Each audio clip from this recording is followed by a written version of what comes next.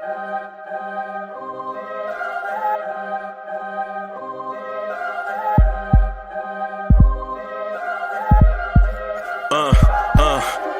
rank where the view is nothing less than phenomenal. For how I express and project from my abdominal. The only view better, both my daddy and my mama know. No living parents, my sons give me balance. My wife is my serenity, this mic is my identity. The world is foul enough, that's why I write without obscenities. Provoking danger with broken language and spoken anguish. Begging to get hurt, why would you ask to go through changes? Yes, Lord, life's a chessboard, master the angles. Control the tempo, be the one who holds the info. Acknowledge is just as deadly as machete swings. When spoken, the truth is as potent as that Medellin. While others swear the style is free, I just let it ring. Our time is undervalued, soldiers make us better kings. My fans on my shoulder, reaching after better things. Today I take the shot, for them I'd rather set the screen. My mama told me follow my dreams. My daddy told me get it by any means. Stand tall, make him bow to a king. But I've evolved, you can see the resolve. Look in my eyes when you speaking to God. Life and for those who we caught up in using what I was called with the muse. I guess they call it proving I'm more than an artist. Penciling out my darkest by stenciling out a harvest. And storing what gets me from A to B, just like garages. Instrumental with collages. Envision what I've been drawn. Broadway to give you rhythm like the great Lena Horne. So bent on, found comfort in the storm. Find peace and on when you see them others perform. Organized chaos, outcasted like hey ya. Yo, what's good, everybody? It's your boy City for Real here. Y'all know what to do, man. If y'all haven't done so already, like, subscribe, and share it to the channel. It's the Blorangetears family, the co-host of the Knicks at Night podcast. Y'all know how I like to do. Get that energy all the way up. Show those orange and blues in the chat. Let's get this thing going for the Knicks at Night podcast. Your boy City for Real. Peace. Your man, G-Man for life. And this is your boy, the one and only Cornerstone Kev, a.k.a. Star Child. And we're the hosts of the hit YouTube show, The Pod Couple. Hey, please tune in on every Thursday, ladies and gentlemen, at 6:30. We'll be here to get you the latest buzz, rumors, gossip, and opinions on our beloved New York Knicks. There will be laughs and surprises. But no tears. So be sure to subscribe to the channel, smash the like button, and turn on the notification bell, and share this on social media and spread the word. Again, thank you for tuning in, and we'll see you there. And please say a prayer for us, because I don't know how I can deal with this guy right There here. we go, ad lib. Really See, this is what happens when we ad lib, That was right? pretty good. Yo, what's good, party people in the place to be? It's your man, Uncle Freezy. Welcome to the Knicks Morning Drive. Welcome. Well, I guess we have more news to discuss. Right? Let me shout out my peoples, because more importantly than Knicks news is my people. Let me shout my people out real quick. Block 53 is in the building. What's good? I saw Block 53 was early. I was like, yeah, look at Block 53. Yeah, I was behind the scenes, tinkering a little bit, working on. Y'all know y'all know how I do, man. I produce the joint, so I be behind the scenes, looking, catching stuff. Yeah, hey, shout out to DSJ, Delano Steele, for giving me the news, too. The news that we're going to get to shortly.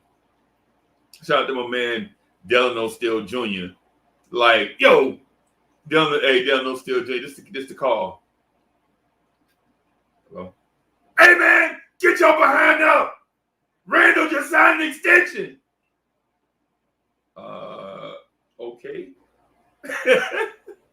Shout out to Delano Steele Jr. Shout out to Delano Steele Jr., man. Shout out. For real.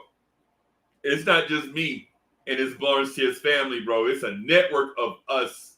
We like raindrops, bro. You see one, you can best believe there's another. Blorangetears, bro. I'm telling you, we like raindrops, bro.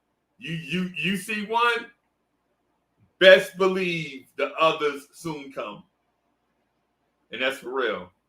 And I love that part of it. I love that part of it, man. I love being a part of this Blorangetears family with y'all, man. I love it, man. I love it. I love it. I love it. And for those that have not subscribed to the channel or smash the like button, if you see a like button, beat it up. Turn the notification bell on so you can get all the notifications, man. All of them. You know what I'm saying? So shout out to T. Yeah! What's up, T. Williams? What's good? Christian F is in the building. Real King! Salute, Real King. What's good? Professional Outfit.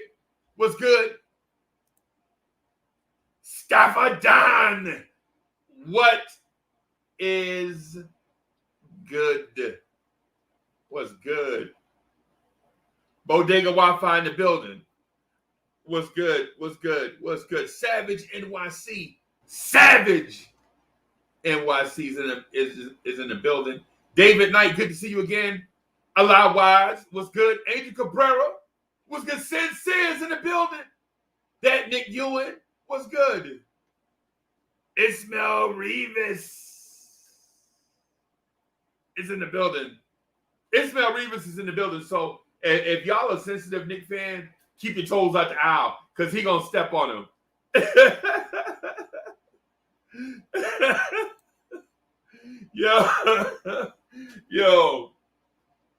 Yo. Hey, see what I mean? Yeah. Okay. All right. Ismail Rivas is at it already. We had it. I just got called that last night because I got mad at somebody last night, right? So I got mad at somebody last night, and this person, what they did to me would make anybody mad, right? It would make anybody mad, right? So I'm mad, right? And I'm like, trying to be cool, like, yo, and they just pressing a button. Y'all know how that go. You ever been around a professional button presser? A professional button presser. That person, yes. Ain't you think you Suge Knight or somebody? No. Suge Knight would give you a chance. With me, you running out of chances. Bodega Wi-Fi, what's good? Wayne Peterson is in the building. What's good? Will Salkin, what's good? I see you, Danny Lee. Danny Lee, I see you. What's good? Bro, and listen, I'm not 6'9", and I'm not a wing defender. You can have me, though. If you want, like, 6'5" and pudgy, then, yeah, I'm your mans. Yeah.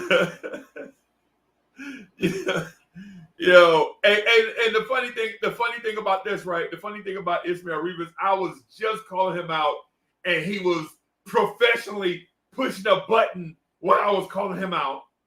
The professional button pusher, the professional button presser. What's good? I was just calling him out too. He was like, "What you mean, Uncle Freezy? What?"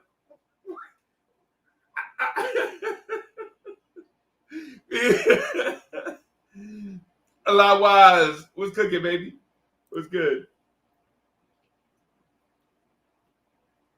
Yeah, man. Hey, Free Keith. Hey, the reason why Free Keith even got his own joint because I was like, yo, Free Keith, and this is me, and this is me. This is me and Free Keith have, and I'm gonna get to the news, y'all. I know y'all like get to the news, right? But this is me and Free Keith, right? On a telephone, right? I'm like, yo, can I speak to Free Keith? Yo, this is me, son. Okay.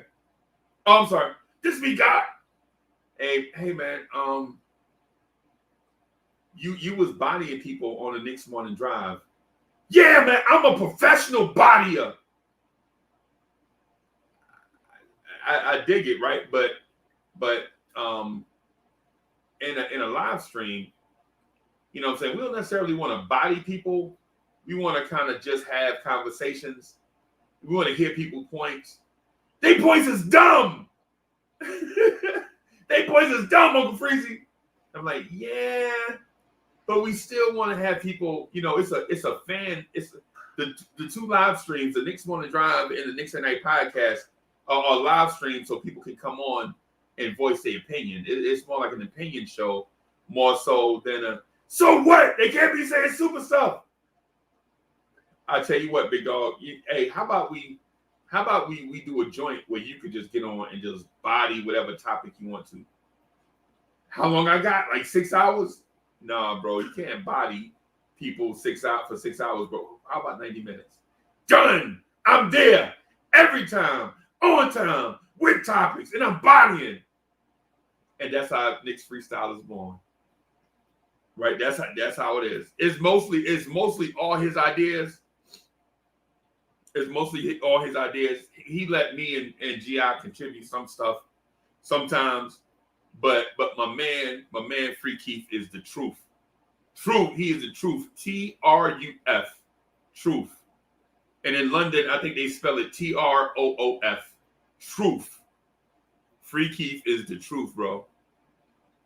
Yeah, man. Free Keith is the truth, y'all. Yeah. Yo, but Ismail Rivas, if y'all are sensitive Knicks fans, right, y'all better keep your toes out the aisle, because when Ismail Rivas is around, he's stepping on toes. So keep your toes tucked in, because Ismail Rivas don't play, bro. And Ismail Rivas don't play, and that is my guy too. That's my guy.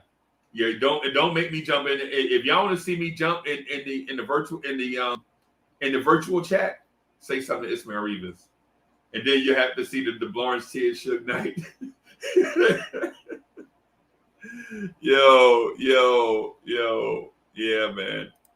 Frederick is in the building. What's good?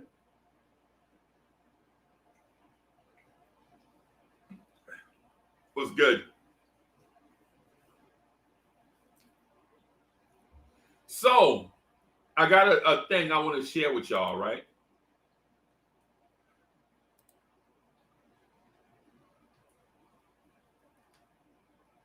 I have a thing I want to share with y'all.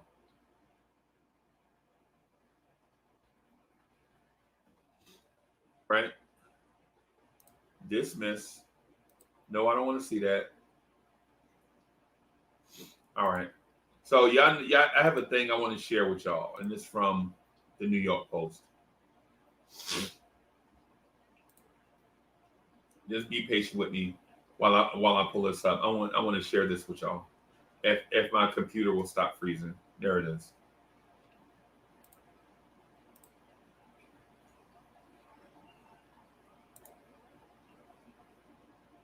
All right. So this is a snippet from the New York Post, right? According to a source close to Randle, the Knicks power forward loves the passion of the New York fans. Randle wanted to sign early to give the club as much flexibility as possible next summer and not convolute the matter. Randle could have possibly made more on the open market and gained a maximum contract in the $200 million range if he duplicated this past season when he played 71 of 72 games and led the Knicks to their first playoff berth in 8 years. Did y'all see that? Hey, Heavy Reese is in the building. What's good? Paul LeBay, what's good? What's good? Craig McQueen is in the building. Andy Garcia, Black Rain is in the building. Rich Boy, what's good? Anthony 212 is in the building. That Nick Ewan, what's good? What's good? Let me read. I want to read these two paragraphs real quick, and then I'm gonna pull this off the screen because I ain't trying to give the New York Post no shine. They ain't giving Freezy no shine, but I'm gonna use this as a source. Of course, I have to use sourcing, right? When I say stuff, I have to back stuff up with facts, right? Brian Batista's in the building. What's good? So here's what the New York Post had to say, and I think this is Mark Berman, right? According to a source close to Randle, the Knicks power forward loves the passion of the New York fans. Randle wanted to sign early to give the club as much flexibility as possible next summer and not convolute the matter. Randle could have made more money, could have made more on the open market and gained a maximum contract in the $200 million range if he duplicated this past season when he played 71 of 72 games and led the Knicks to their first playoff berth in 8 years.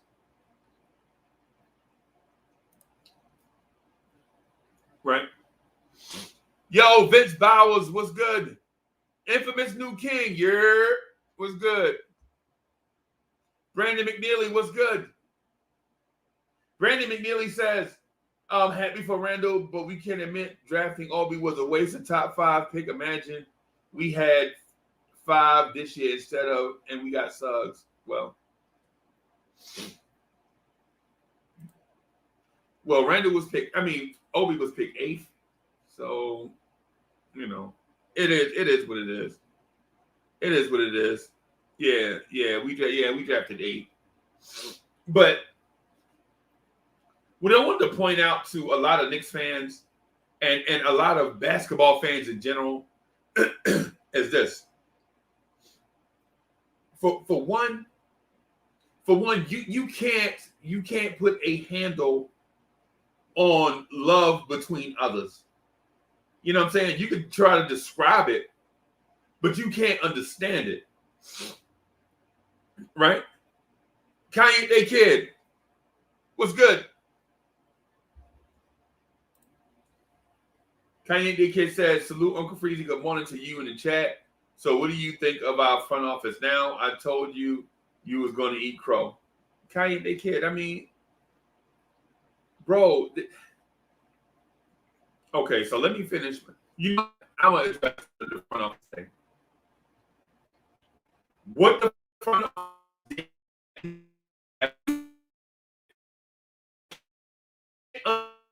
the only person or entity, for that matter, to think what they did was confusing at best and stupid at worst. What they did was trade back, and I'm not bashing the front office. And people are like, oh, he's so negative. When during the season, the same people were like, oh, he's so positive. He always fluffing up the Knicks. I guess I could be both, right? Hey, Punch Nice, what's good? On this channel, all they do is talk about all the good stuff, and then I call the front office stupid for what they did at the draft, and now I'm negative Nancy. But what they did at the draft was confusing at best and stupid at worst, right? Because you traded back and you traded away from high upside rookies to save $2.5 million, and then you go out and spend $2.5 million on Taj Gibson, $2.8 million on Taj Gibson.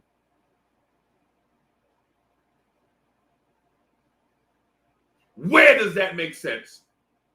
Because if you didn't want to use the draft picks, you should have traded those picks early. You could have traded that pick at the deadline for Lonzo Ball, and maybe we could have had a better shot at beating Atlanta in the playoffs with the point guard, right? So the whole thing, that act that they did at the draft was stupid. In free agency, I like what they did. Now that Randle is signed, I love what the front office did. And so those two are separate. The draft was stupid. Free agency was great. Right? I mean, come on. Every human being makes decisions. Every decision that you make is not going to be the best decision possible. Right? The draft, they definitely get an F, in my opinion. Because you drafted a guy you drafted two guys that are not even going to play. They're not even going to play this year. And if Kemba signed back and you got Derrick Rose, so what you drafted Miles McBride for, and you possibly have Kemba for multiple years, you definitely got Derrick Rose for multiple years. What are you going to do with Miles McBride when you needed a small forward? What are you going to do with Quentin Grimes when you have R.J. Barrett, Evan Fournier, and Emmanuel Quickly? Now, what are you going to do with Quentin Grimes? That's what I'm getting at, man. These things are separate. I love the hiring. I think that the front office did an excellent job with changing. I said it yesterday, with changing the culture in the front office. I mean, around the league, sources are like the Knicks probably have the most talented front office in the game. And other organizations are looking to poach our talent out of our front office. Right? And I'm sure other Knicks content creators will get on the boat soon with that. They were like, oh yeah, the Knicks front office is great. I'm sure they'll catch on to that. Right? And then the free agent signings for the money, I'm not mad. I think they get A- in terms of what they did in free agency, right? But don't tell me, man, that they aced the draft. Don't be trying to blow smoke nowhere, bro. Let's keep it real. Let's be honest with each other. Let's be honest with each other. Y'all know we botched up the draft. Y'all know that. And instead of saying, hey, we botched up the draft, y'all are like, nah, there was a plan. Nah, man, we botched it up. Let's move on. Right? We botched it up. Let's move on. Right? We botched it. Let's move on. It happened. It's over with. Let's talk about Julius Randle. Right? Let's not talk about like the how you like me now stuff because this is an ongoing thing. This offseason is not finished. Right? I think what Leon Rose did with Julius Randle is an A+. A++. Because Julius Randle could have legit tested free agency and got $200 million. And the kid would have been making $40 million a year. Instead, he's going to be making $29.5. Right? It's an A+ on Julius Randle's part. Bro, he going to live in New York City, and he gave back $10 million. Anybody in here live in New York City? Do you know how expensive it is to live in New York City? And he gave back money. Porzingis wasn't giving back money. Carmelo definitely wasn't giving back money. But our star right now gave back money so the team could be better.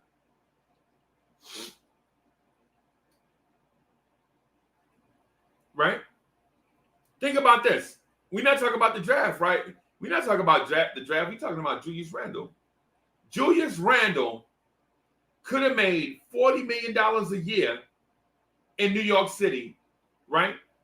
But he loved the Knicks so much, and the Knicks organization loves him so much that both sides were like, Julius Randle was like, yeah, hey man, listen.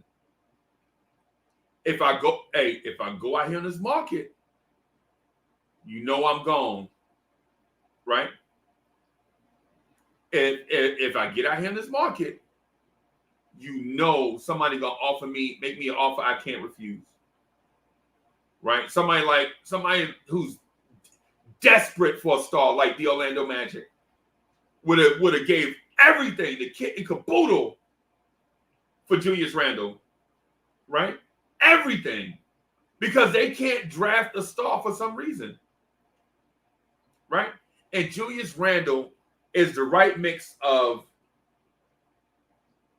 on-court production, off-season work ethic, excellent family situation, excellent in interviews and all these type things, exceedingly abundant in passion. That's one thing. One of the things that people say about Julius Randle, and I think they try to knock Julius Randle for the sake of knocking Julius Randle, is they knock his on the court passion.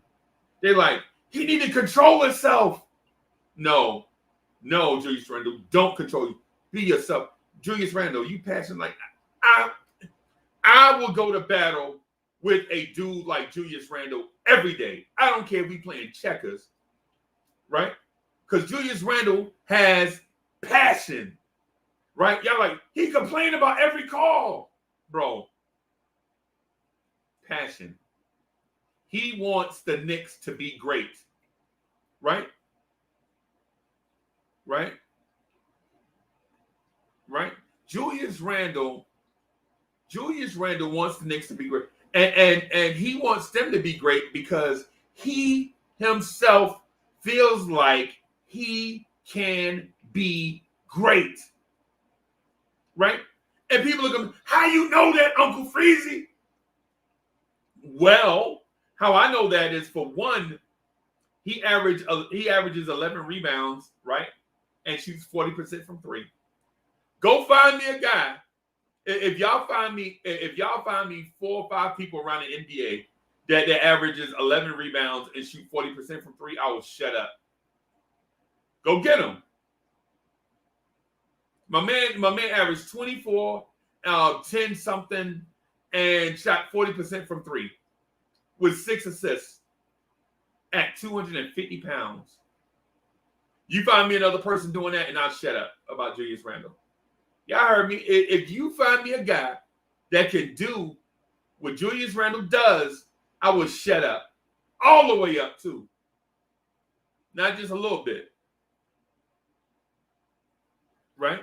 Julius Randle has media savviness and an exceeding abundance of passion. Right? Love of the organization, the organization, the entire organization. Right? Not just, man, I love my teammates. Nah, the dude loved the organization. The dude want to get number 30 retired. He want to retire the number 30. I bet you that's his goal. His goal was to come here and be an all-star. Hey, guess what, Julius Randle? Mission accomplished. You are an all-star, my friend. You are an all-star.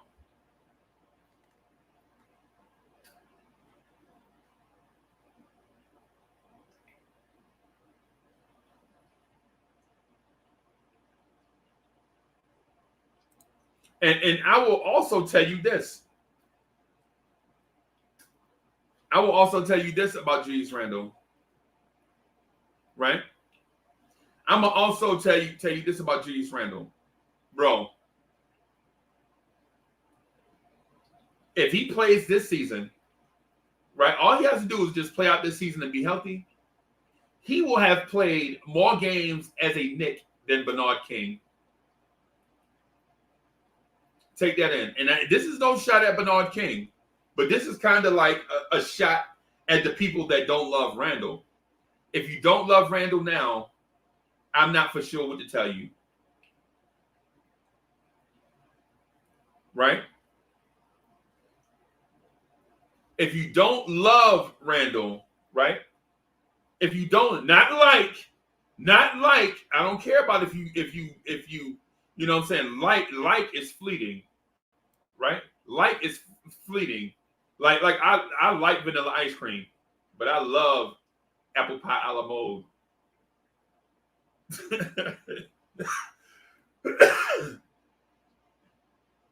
I like vanilla ice cream, right? I like vanilla ice cream, but I love apple pie a la mode, bro. I mean, I don't do it no more because I'm trying to get this body TV ready. When you think Blorange Tears is on all the time right now, you wait till I get this body TV ready. When I get it TV ready, Bro, when I get these like I want them, bro. When I get this one here, kind of that I can wash my shirts on it, bro. You ain't seen nothing. But anyway, this ain't about Uncle Freeze. It's about Julius Randle. So these are Julius Randle's numbers, right, with the Knicks. And I know y'all are like, Uncle Freezy, everything can be about numbers. But guess what? Everything is about numbers. Everything is about numbers, y'all. Everything is about numbers, man. It's the numbers game, right?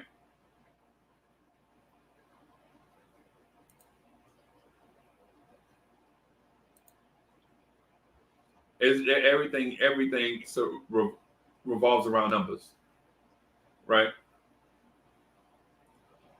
So Julius Randle,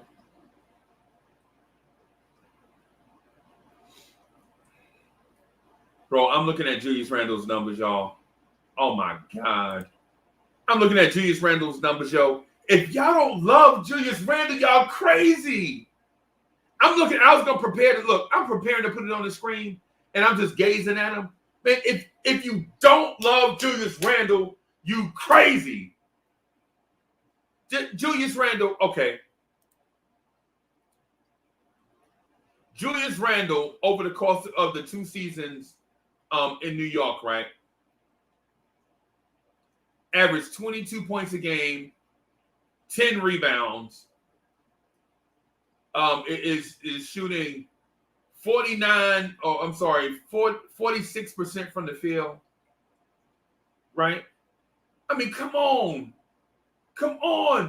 Last year he basically shot 5.5 threes a game as a Knick. Last season, 5.5 threes a game from power forward.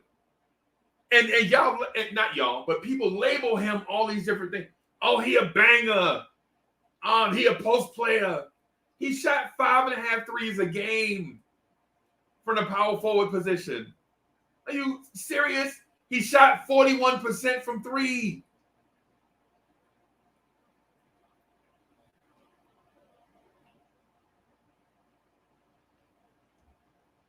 Come on, y'all. Come on, man. We got the come on, man. Come on, y'all.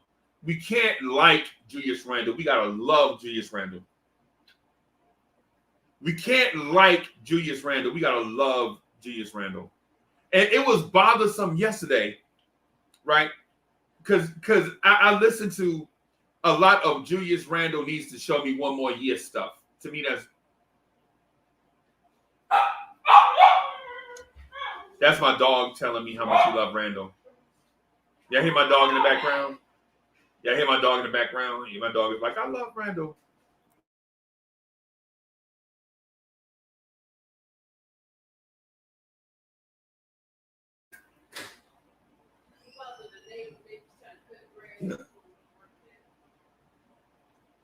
Julius Randle, y'all. We gotta embrace Julius Randle. We gotta love Julius Randle. Because Julius Randle showed, you know how you know somebody loves you, and you know what I'm saying, show you love? They turn down money to stay with you. Right? They turn down money to stay with you. Right? Cass was like, yo, Carmelo, man, I love Melo. Melo, my favorite Knick, and blah, blah, blah. Melo had a chance to come back to New York this offseason, and he chose the Lakers.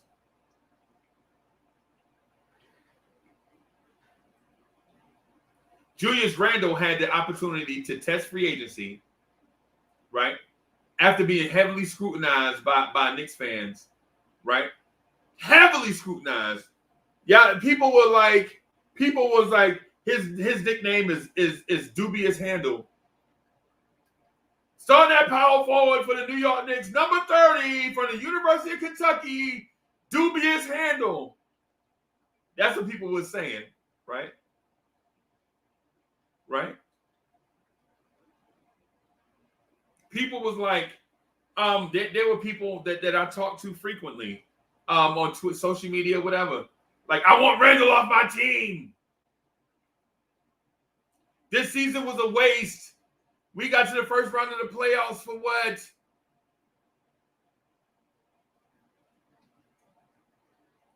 Right? Julius Randle basically turned down $83 million. $83 million to stay with the Knicks, to be loyal to y'all. Right?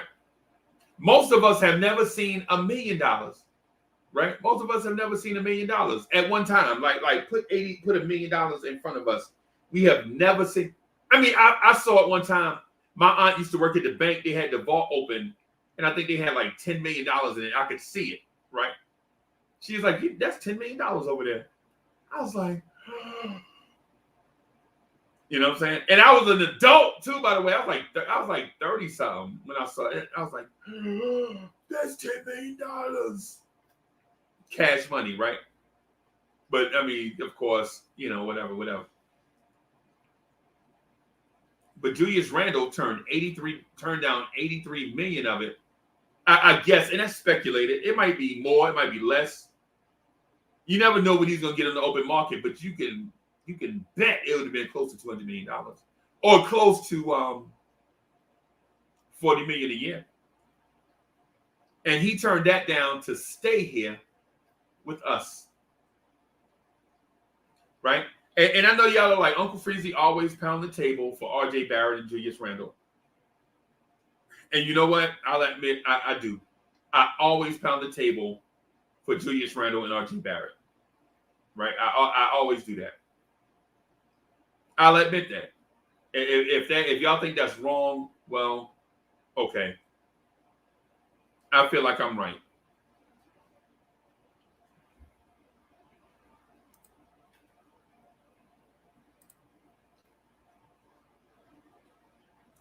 IQJ says, Freezy, 83 million on the table. That's insane. Who does that? Someone that truly wants the team to succeed. But bro, hey, IQJ, listen, I showed it to you in the New York Times article. And the person that wrote the article's name is Mark Berman. It's from Mark Berman. Right? I showed it to you. I showed you the article. What I did was not speculation.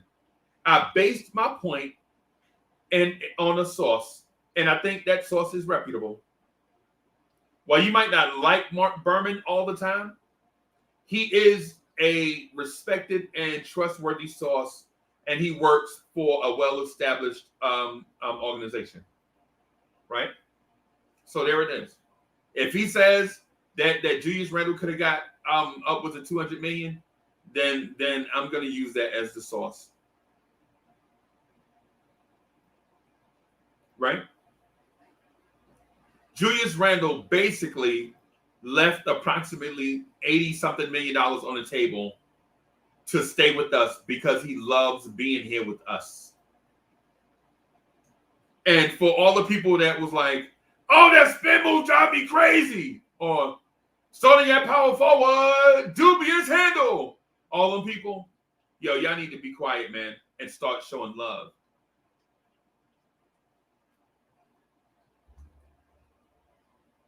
Y'all need to start showing some love for Randle.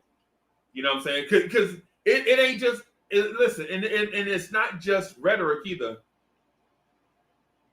Right? It's not just rhetoric. It's real. Like every time people are like, yo, I got to go buy the new City Edition jersey. Yo, who jersey you buying? Obi Toppin? Obi Toppin? He averaged 4 points and 2 rebounds in 10 minutes a game. And you going to buy Obi jersey? Yeah, he outplayed Julius Randle in the playoffs. Really?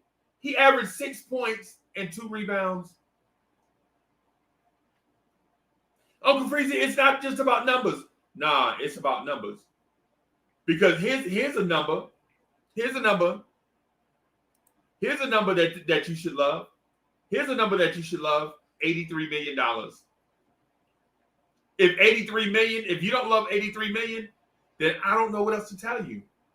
Because Julius Randle basically gave the organization $83 million. Basically. Approximately. You know, so it might be 84, it might be 79. You don't know for sure.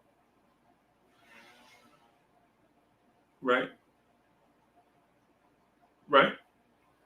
Julius Randle gave your organization about $80 million to help build around him. Right? Now, Julius Randle gave the organization about $80 million for the organization to basically build around him and RJ. And if that ain't respect and love, there is no such thing as respect or love. Right? Because if it's me, you know, I'm about my bread. BREAD. Y'all know me. I'm about guap. Y'all know that. Y'all know I'm about that guap, right? And if the Knicks came to me and was like, yo, we interested in signing you long term, I'm like, yo, what's the max money? What's the max money? Because I gotta secure this thing for Ms. Mocha. She like to drive nice stuff. She like to drive nice cars, right? And for my kids and my kids and everybody else, I gotta have generational type bread while I'm here.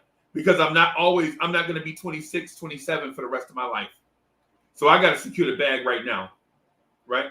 Julius Randle was like, yo, I'll forego that in a place where I get taxed half to death with a fan base that will turn on you on a dime. And I'm going to take a discount because I love them so much. I love the Knicks unconditionally is what Julius Randle said to the organization. And I don't know if Knicks fans actually get that. I don't know if they can process what I'm saying, right? Julius Randle loves the Knicks so much that he took a big time haircut to stay here, right? Julius Randle is big. If I'm Julius Randle, I think what I'm thinking is they took a shot on me when the Lakers and the Pelicans thought I was a lottery bust. You know what I'm saying? The Knicks took a shot on me and gave me the keys to the kingdom, maybe when I hadn't earned it in other places.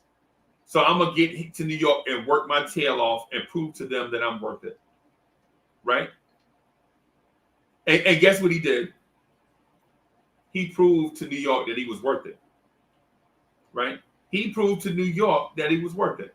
And how he proved it was he got here with a junk roster and a dumb coach who didn't know his foot from his ear, right?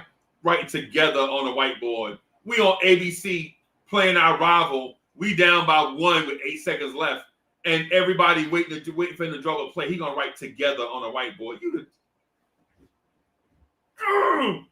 Boy, stop being embarrassing, man. You're a Knicks fan. Stop embarrassing us. Bro, I'm telling you, I'm so tired as a Knicks fan, I'm so tired of being embarrassed. I'm tired of Kurt Rambis with Jeff Hornacek. Jeff Hornacek had an 8-point lead. A team went on a 10-0 run. We up by 1. Hornacek called a timeout to like, yo, I'm going to readjust this defense. And Kurt Rambis like, no. We're going to run the same defense I've been running. They got to play harder. Bro, it's embarrassing, bro. I'm tired of being embarrassed as a Knicks fan. So the fact that the Knicks and Julius Randle, right now, Julius Randle is the heart of the city. I don't care what y'all say. Y'all can talk to me about Kemba Walker coming. I like Kemba. Y'all can talk to me about Derrick Rose, about how I bashed Derrick Rose because of the playoffs. Yes, I bashed Derrick Rose because of the playoffs. And I meant it. If you hurt, sit your behind down, Derrick Rose. I don't care about no passion. You know what I'm saying? No passion in that sense. You hurt, sit down. You can't even move, Derrick Rose. Trae Young was going by you like you was a stop sign, like you was a mailbox. But Julius Randle should be the heart of the city, right? When you think basketball in New York City, you should be thinking Julius Randle, right?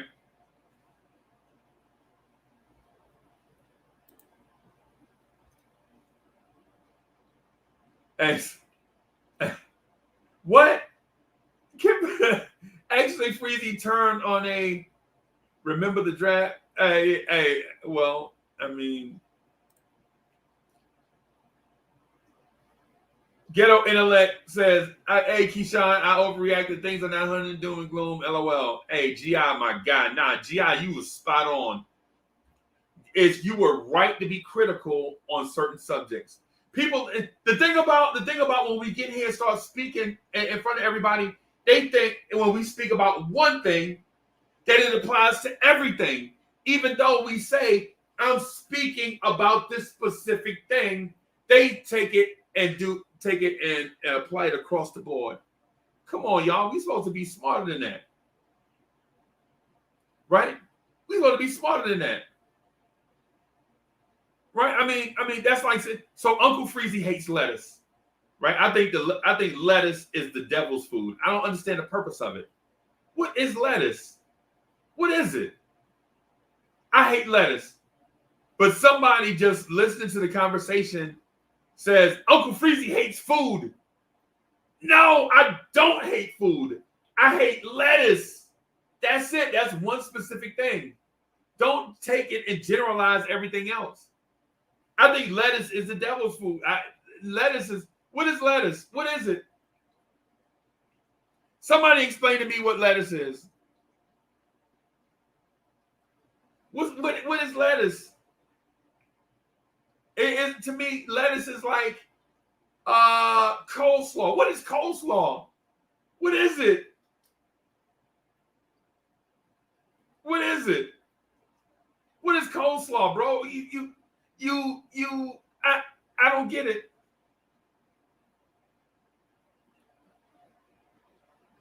What is it? What is coleslaw? What's lettuce? And I know somebody gonna be like, well, lettuce ain't in coleslaw. That's cabbage. I know that. I'm talking about two separate things. What is lettuce? What is coleslaw? I know that. Robin Pie is in the building.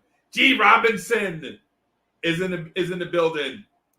See what I'm talking about? I know G Robinson is trolling, right? So I said, what is lettuce? And G Robinson's like, yo, Freezy hates salad. Yeah. Thank you. That's exactly my point in a nutshell with G Robinson. I'm glad you said that, G. You know, so I'm glad you said that, because it's like G Robinson, you know how people, you say one thing, you know what I'm saying? And people will take it as stuff across the board.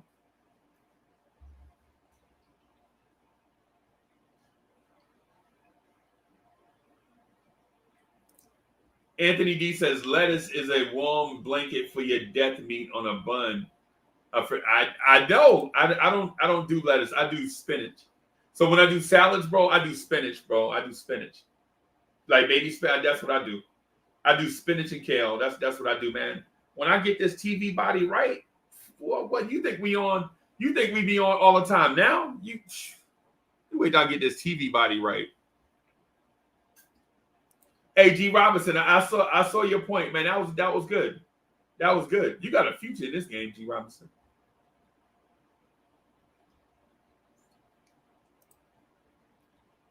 Heedy, what's good? Arugula? I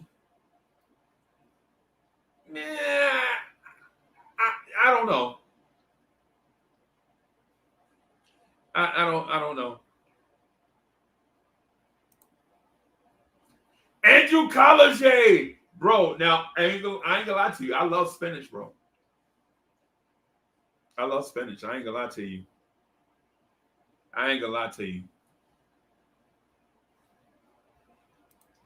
Let me throw this joint in the chat real quick, right? Because what I find what happens is I get so talkative. I'm like, yo, I'm gonna just chat for like 10 minutes, just open up. And then bring everybody else in so they can have their say. And then I look at the timer. I'm like, Dang, man, I've been talking for 49 minutes straight. Because in real life, I'm not a talker like that. Like in real life, I don't really. I'll chop it up, but I'm not really the 49-minute straight talker, 50-minute straight talker. You know what I'm saying? But I get on here, and then y'all be here with y'all. I'll be talking, man. It'd be crazy, right? With the summer, but I'm working on it. I'm trying to be ketogenic, but it's hard, bro. Being ketogenic is hard.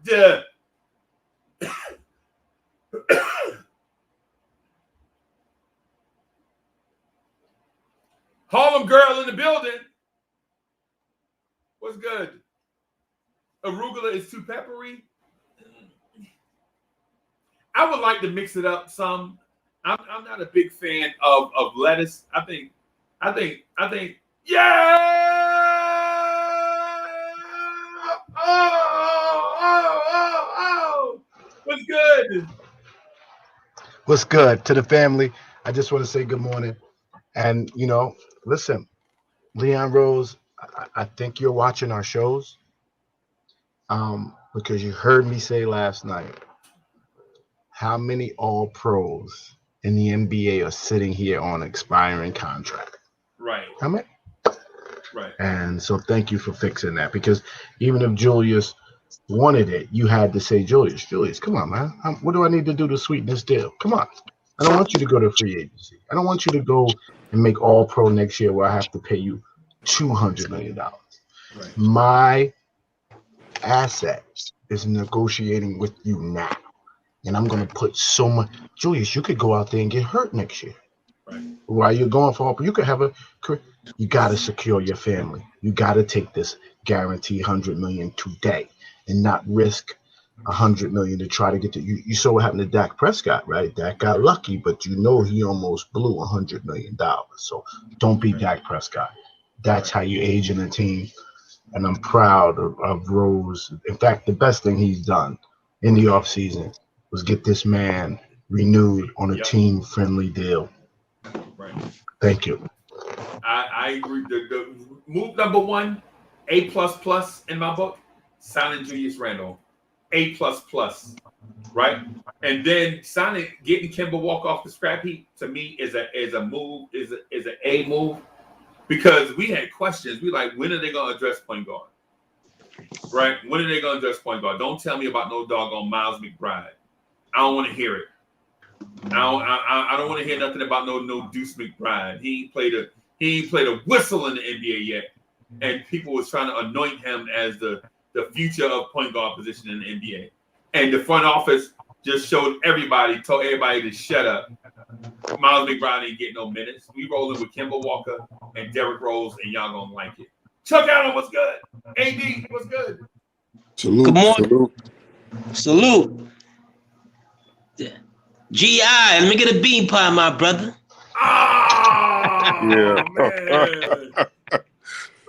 Come on, bro. Let me say this. This is why I believe that in conspiracies and things that go bump in the night, because how did the Knicks brass get this man to take upwards to $70 to $100 million haircut? Right. Because William Wesley couldn't convince anybody of anything, but yet still he convinced the man to take half a bag. You know what? I don't want the chat to say, oh, there you go AD again. He crying, he hating, whatever. It's an excellent move because they got it done. But Julius, my brother. I don't even understand you taking half a bag. Steph Curry ain't give them $1 back.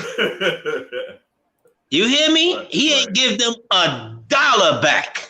And he already won his championships. And you out here giving up $70 to $100 million. It's Christmas in August. Right. And the biggest trickle effect. Hold on, let me get a person as props. It was who said it? Because I just read it. Who said it? Oh, well, Raphael. What I would expect. Raphael just said it's very easy now to give Mitchell Robinson what he's looking for at the end. He's gonna have to play on 1 year deal though, because he ain't proved nothing. But next year we're gonna offer him 20% more than anybody else could to stay with us. So listen, basically what we heard this offseason is our core is Julius Randle, potentially Mitchell Robinson, and RJ Barrett. There's your three. You just hope in 3 or 4 years they could take us to the promised land. But at least we ain't got to keep looking for the answers. There's your answer. These three guys are primed to get big paydays with the New York Knicks if all go well next year. Right. What's up, Chuck? Good morning, all I'm gonna say on this subject. I'm sorry. Salute GI. Salute AD. Good morning, gentlemen. Salute.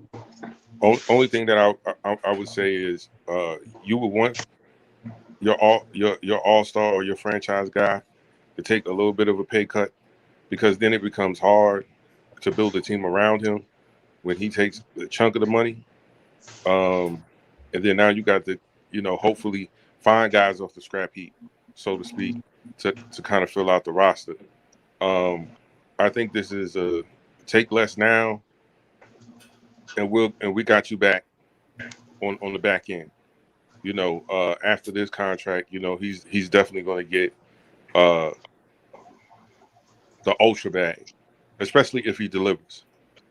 Especially. Yes.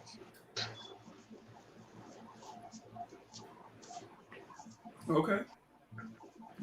I feel you. Okay.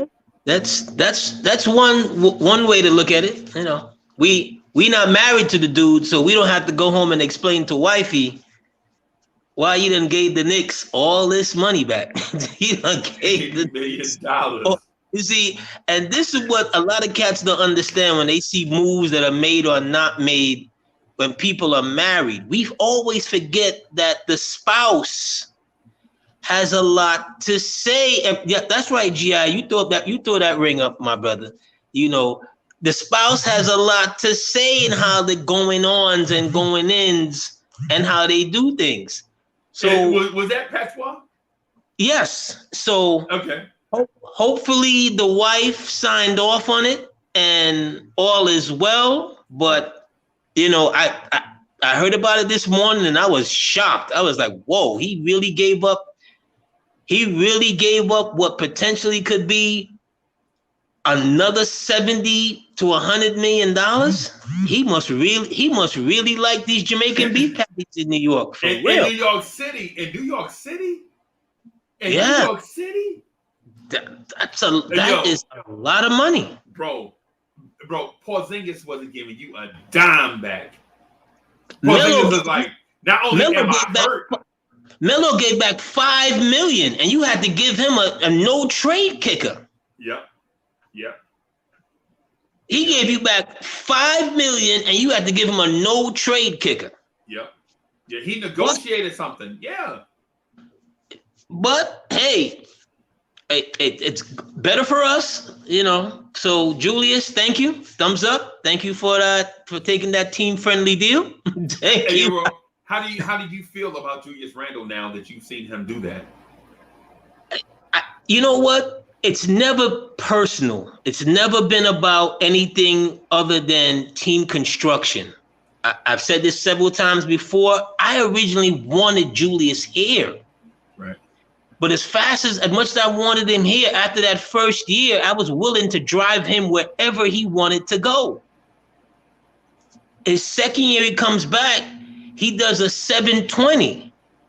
And now on top of that, he is showing you a team concept that's taking a whole lot less and hoping for a whole lot more. I mean, kudos to the gentleman. Kudos to the guy. That's the kind of guys that you want on your team that's. But that's not what I asked you. I asked you specifically. I know. How do you feel about Randle now? I know. I'm in my Sammy Davis bag right now. I'm tap dancing. I'm tap dancing. Like he Savion Glover right now. I know. I'm tap. I feel good about Julius. I feel good about what he did. I still don't think he's a number one player. I think he's could be a good number two. And let's see where we go from there. He didn't make you pay him like a number one either. Yeah. True. So this is what I'm. Y'all know I love Randle and RJ, right? I love Randle and RJ, right? I love the Julius Randle signing initially when they were talking about him and not Durant. It was another power forward out there. No. When they were talking about the Knicks might be able to sign D'Angelo Russell or acquire D'Angelo Russell and Julius Randle, and I was like, oh my God. D'Angelo Russell, RJ Barrett, and Julius Randle. This is before D'Angelo Russell signed whatever, and then got traded to Golden State, right? Mm-hmm. And so I was like, oh my God, we can do. And people was like, yo, that's 3 lefties. And I was like, well, I don't care. I don't, but I felt like. And I still feel this way. And I feel like I'm the only person in the NBA universe that believes Julius Randle can be a 28 point per game scorer and a 12 and a half, 13 rebound a game guy and shoot 40% from three. I know those numbers sound ridiculous to NBA fans. I think he's got the potential to be that. I think he can't do that with 10 eyes on defense focused on him, right? But now that the floor is spread, I don't see on a nightly basis a power forward that can stop Julius Randle from scoring. Period. I don't see a guy. Maybe Giannis, right? But outside of that, I don't see a power forward in God's NBA that can stop Julius Randle offensively, especially when he get it going. When he get it going, everybody is at the mercy of Julius Randle at the 4th position. But let me ask you, Freezy. Is that the best for the team? If he is putting up all of these numbers, the best. And let me answer that before I take your answer. The best of Julius this past year was when he was moving the ball. Was when he was taking his 13 to 16 shots. Right. When he started doing more as the season, we more for a fight and went on that 9-game run or whatever, when he started taking more shots, okay? Right. The ball movement got a bit less. It was almost like I'll pass it if they throw 3 at me kind of way. That wasn't the best of him. You see what I'm saying? Like, right. Maybe we get better from him if his rebounds, if he gets 13 rebounds a game and 22 points and RJ begins to flourish or flourish more than what he did last year. You see what I'm saying? Maybe less can be more in this realm, because how many power forwards do you know leads your offense? I only know of 1, 2 with Julius. I only know of 2, right? And one is a Mount Rushmore player, and we're not saying that Julius is that. Right. I dig it. But in your less is more evaluation, I think he will be more efficient. I didn't say take more shots.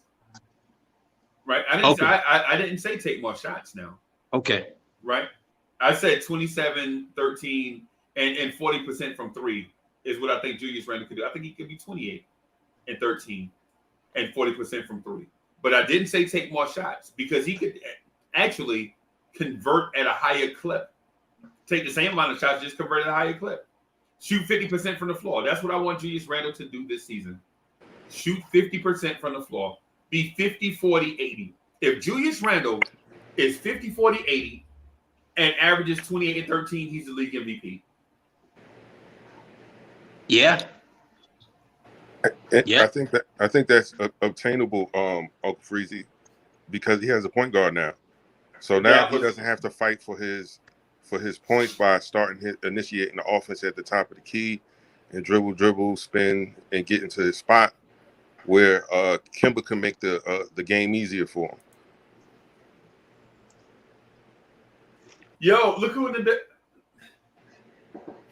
Danny Landis and his son is watching, right?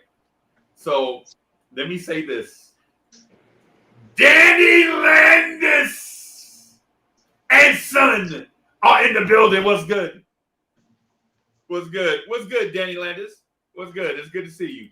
And son. What's good? Hey, so Heck Breezo said, you said 28 and 13? Yes. And here's why, right?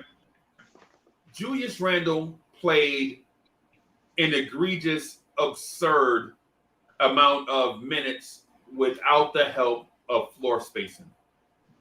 Just adding Evan Fournier alone, right, moves the gravity away from Julius Randle, where Julius Randle can go one-on-one. Julius Randle was double-teamed the third most amount of times in the NBA last year, right? The third most amount of times. Julius Randle, think about what I'm telling you. Because if you ask an NBA fan, is Julius Randle a top 10 player? No, right? So why is he double-teamed the third most amount of times in the NBA? If he's not a top 10 player, that means there are some top 10 players that are getting double-teamed less than Julius Randle, right? So now imagine Julius Randle is double-teamed the 12th most amount of times, or the 15th most amount of times. That means the dude actually gets one-on-one coverage and maybe, God forbid, maybe get an open look, an easy basket. The thing with Julius Randle. Oh, so my dog is going crazy about Julius Randle. I don't know. I didn't know he loved Julius Randle that much. Not till today. But yeah, just imagine Julius Randle with floor spacing and less double teams. That is a novel idea. People say 28 and 13 may be out of his reach. It may be, but I think the possibility for him to get there is available, right? And if he does that on 50, 40, 80, you can't say that Julius Randle is not a number one option.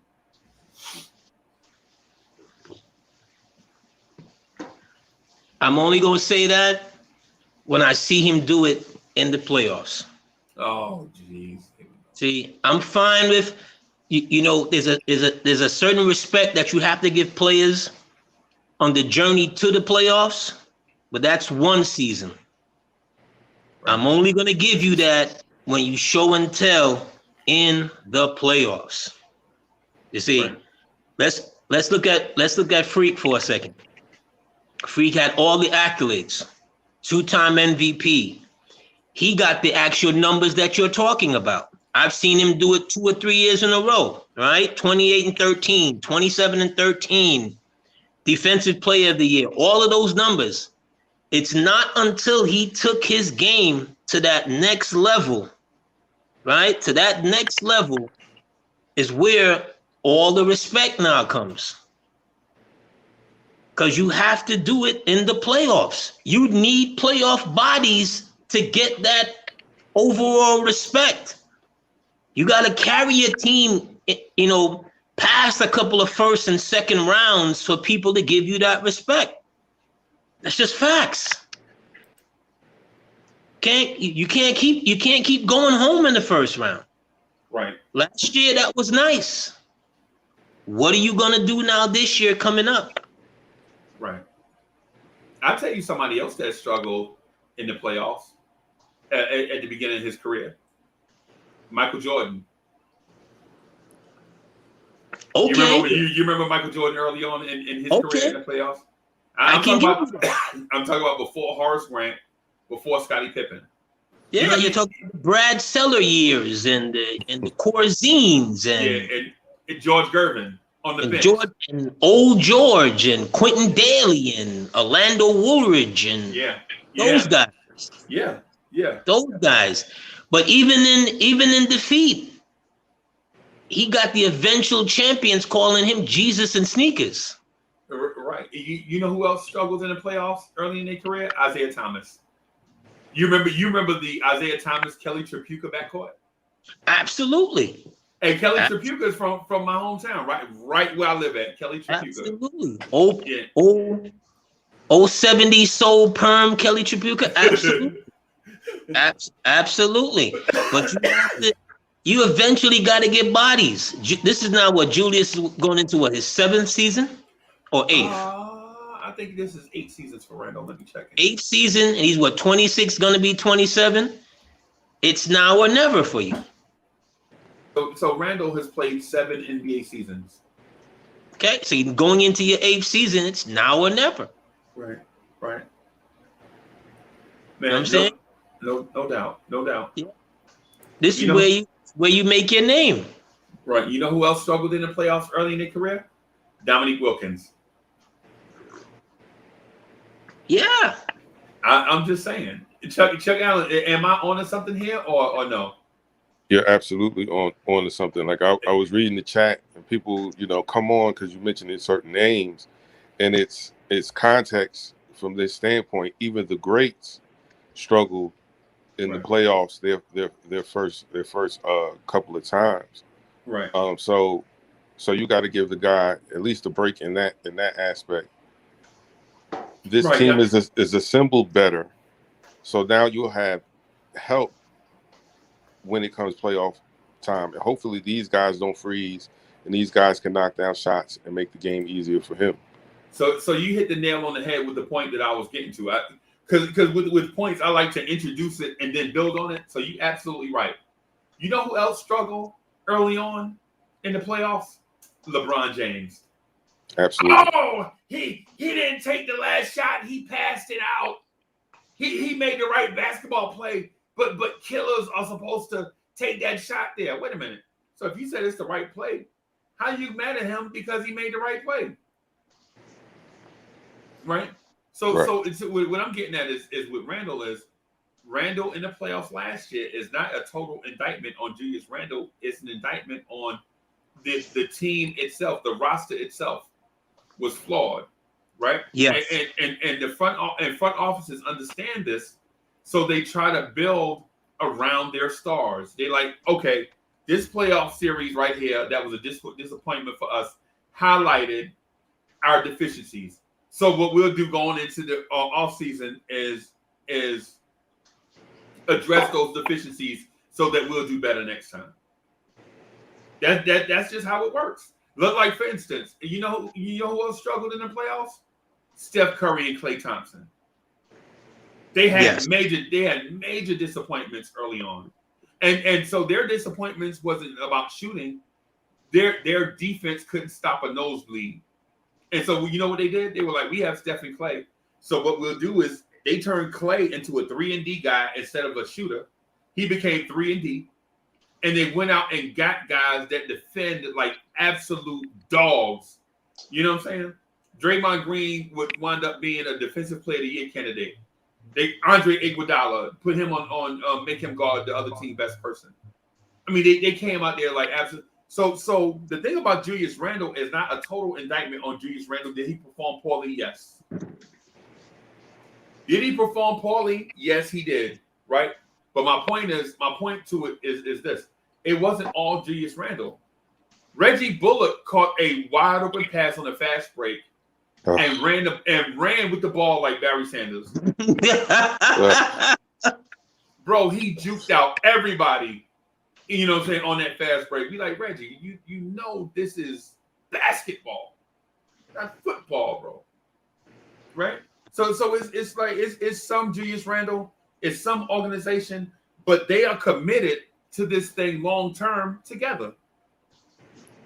Yeah. Absolutely. Absolutely. Now, I mean, you're right, Freezy. Everybody performed bad in the playoffs, not just Julius. Everybody performed bad. But here's now the caveat. Going further, next year, it'll get hotter for him because he got the big money. Right. It'll get hotter for him just like it got hotter for Ewing. You see, because he got the big money. So he got to know that this is what New York brings. We love you today, but come playoff time, the love can turn to hate. Right. Right. Right. We don't want it to be that. We like the optimal situation. But of course, being a Knicks fan or a fan of New York sports, you know the optimal situation never happens for New York sports. You never get a Golden State Warriors type situation in New York, right? You never get a Indianapolis Colts with Peyton Manning type situation in New York. You just don't. You never get, the New York Knicks situation is similar to the Dallas Cowboys situation. Whether the Cowboys are good or bad, they're gonna always set attendance records, and they're gonna have the most passionate fan base in football because the Cowboys fans are dumb, right? they don't care. They don't care. Every year they feel like this is their year, and Knicks fans on the opposite end are it's gonna have the same passion but are smart. Like you ain't just gonna come to the Knicks and tell us like adding Kemba Walker wins us a championship. Nah, we know Kemba and just adding Kemba gonna win us a championship. But what it does though is it gives us a puncher's chance in important games, right? It gives us a puncher's chance, right? Because on any night, Cardiac Kemba can show up and help us get to that place that we've always wanted to be, right? And Kemba Walker's mere presence on the floor takes 10 eyes off Randle, takes 10 eyes off RJ, right? And now RJ gets to face 2 eyes, right? Now RJ Barrett one-on-one we've seen RJ Barrett take anybody off the dribble. Finishing at the basket is one thing, but getting there has never been a problem for RJ Barrett. RJ Barrett has never had a problem getting to the basket. Finishing when he gets there, that has been an issue. But bro, I'm excited about this roster, and people in the chat want me to give Leon Rose some props. Y'all, listen. No. What do y'all want me to do? No, not doing that. Right. And because here's the thing. They want to vilify us because up until yesterday, the most important position on the team was not filled. It was not settled.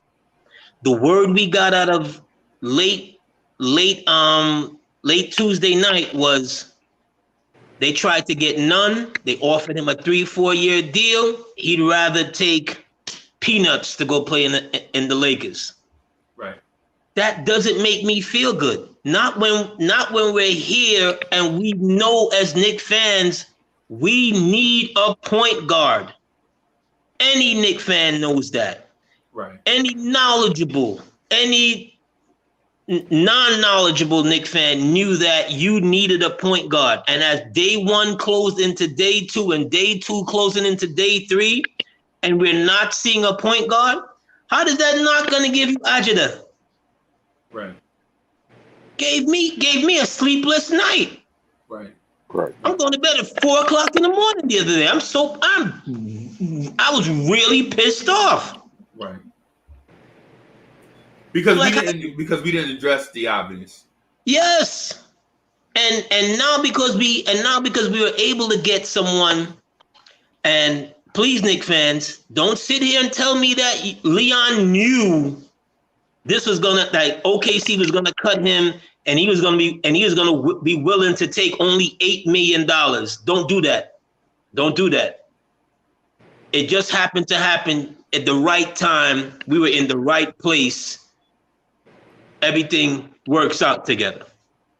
And we pray and we hope that he has good health for us this year.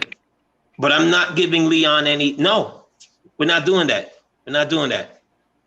I like the team much better with the point guard, absolutely. When I heard about the contracts not being fully vested for the length of the contracts, absolutely makes more sense. But we're not giving you a parade, especially since you don't talk to us anyway. Yeah. And so the thing is, there's a narrative out there, and I understand where people are coming from, right? People are like, I prefer this method. I prefer the mafioso style. Don't say nothing. Don't tell me. Nah, bro, listen. I'm going to tell you something. I'm going to tell the people that are on that side, I'm going to tell y'all something. I spend money, right? I spend money and time on the Knicks, right? Right now, I'm spending time and money on the Knicks, doing a live stream, right? It just costs. None of this stuff is free, right? You know what I'm saying? I spend time and money. I buy Knicks jerseys. I buy Knicks stuff. You know what I'm saying? I go to Knicks games, right? So I do all these things. Leon Rose, you have never been in a situation where people invested in you financially and you say, I don't owe you nothing in return. You never do that. Even if you go into a mom and pop restaurant and you go put money on the counter, they give you something in return, right? They give you something in return. Leon Rose is like, nah, I ain't got to talk to y'all. At all.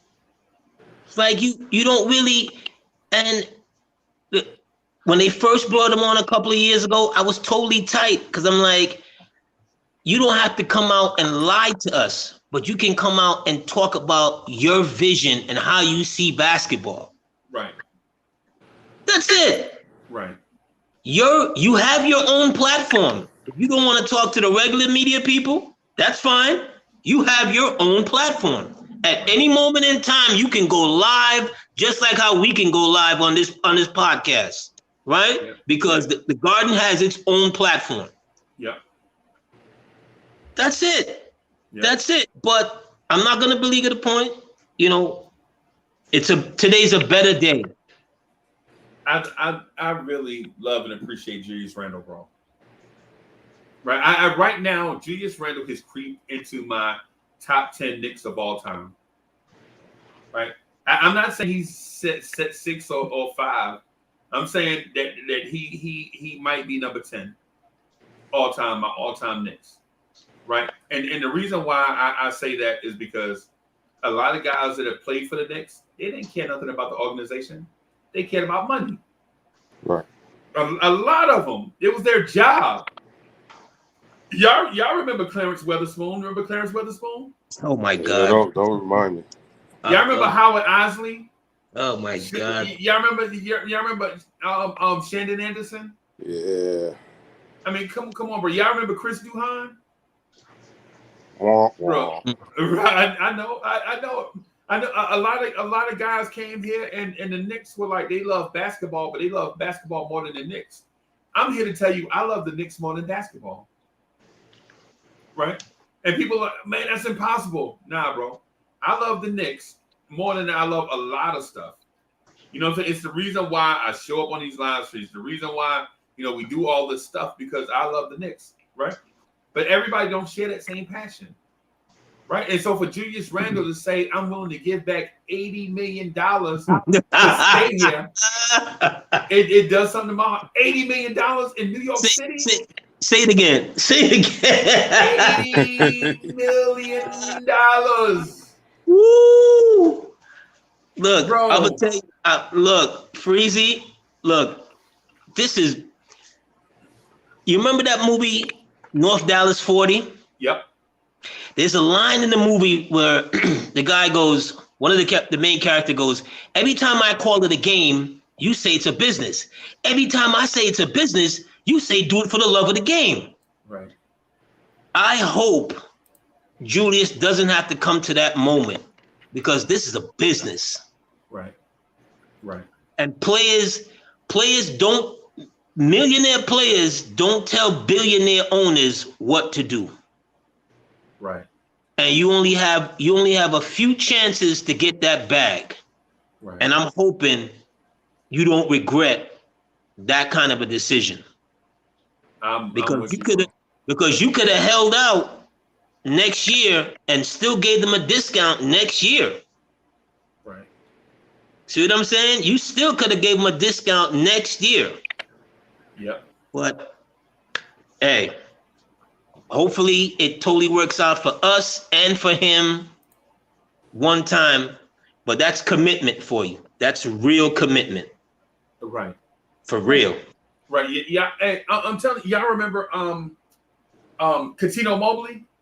Yes. Yeah. Did he ever play? He never played a game for us, did he? No, Right. he retired. He had some kind of illness or something, blood clots or something. He had the heart ailment situation. Right. And so he sued the Knicks. You know, I think that was settled. That thing went on for like 10, 11 years in court. And then they finally like settled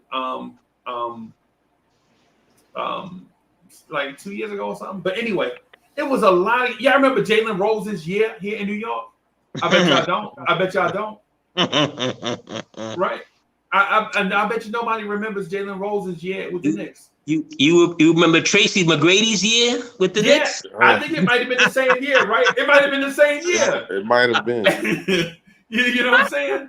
And so, hey, City for real, what's good? Oh, look, City in the building. Let me run City joint real quick. I keep forgetting, man. I got to do this now. Yo, what's good, everybody? It's your boy, City. Y'all know what to do. Y'all haven't done so already. Subscribe, share it to the channel. It's Blorangetears family, the co-host of the Knicks at Night podcast. Y'all know how I like to do. Get that energy all the way up. Show those orange and blues in the chat. Let's get this thing going for the Knicks at Night podcast. Your boy, City for real. Peace. Yo, that is dope. That is dope. City, hey, City, you like that? We might have to reshoot a little bit. I was just about to say that. Volume. Right? Yeah, the volume is down in the beginning. Yeah. So we might have to reshoot that, City. But that was dope. That was hey, Chuck, you like the commercials, bro? Yo, the commercials are fire. Yeah, man. That's dope. We've been doing like the positive reinforcement, like you know, on this joint we show the commercials and ads from the other shows, and then vice versa. Like the pod couple will be on tonight at 6:30, right? So during that joint we'll be showing the Knicks Morning Drive commercial and all that stuff, man. So and the guys love it, bro. They love it, bro. They love it, man. Hey, so City, I'm gonna hit you up later, bro. So Hewlett Samuel says, y'all remember Steve Francis? Of remember course. This That was a horrible. It was like Steve Francis, Stephon Marbury, Tracy McGrady. Did we still have Glenn Rice at the time? Glenn Rice. You remember Glenn Rice with the Knicks? So we had all the all the big names. If you looked at paper, like, wow, the Knicks. But everybody was old and hurt. Yeah. Extremely hurt. Right. And you get him at the wrong time. Does anybody remember Larry Brown? Yes.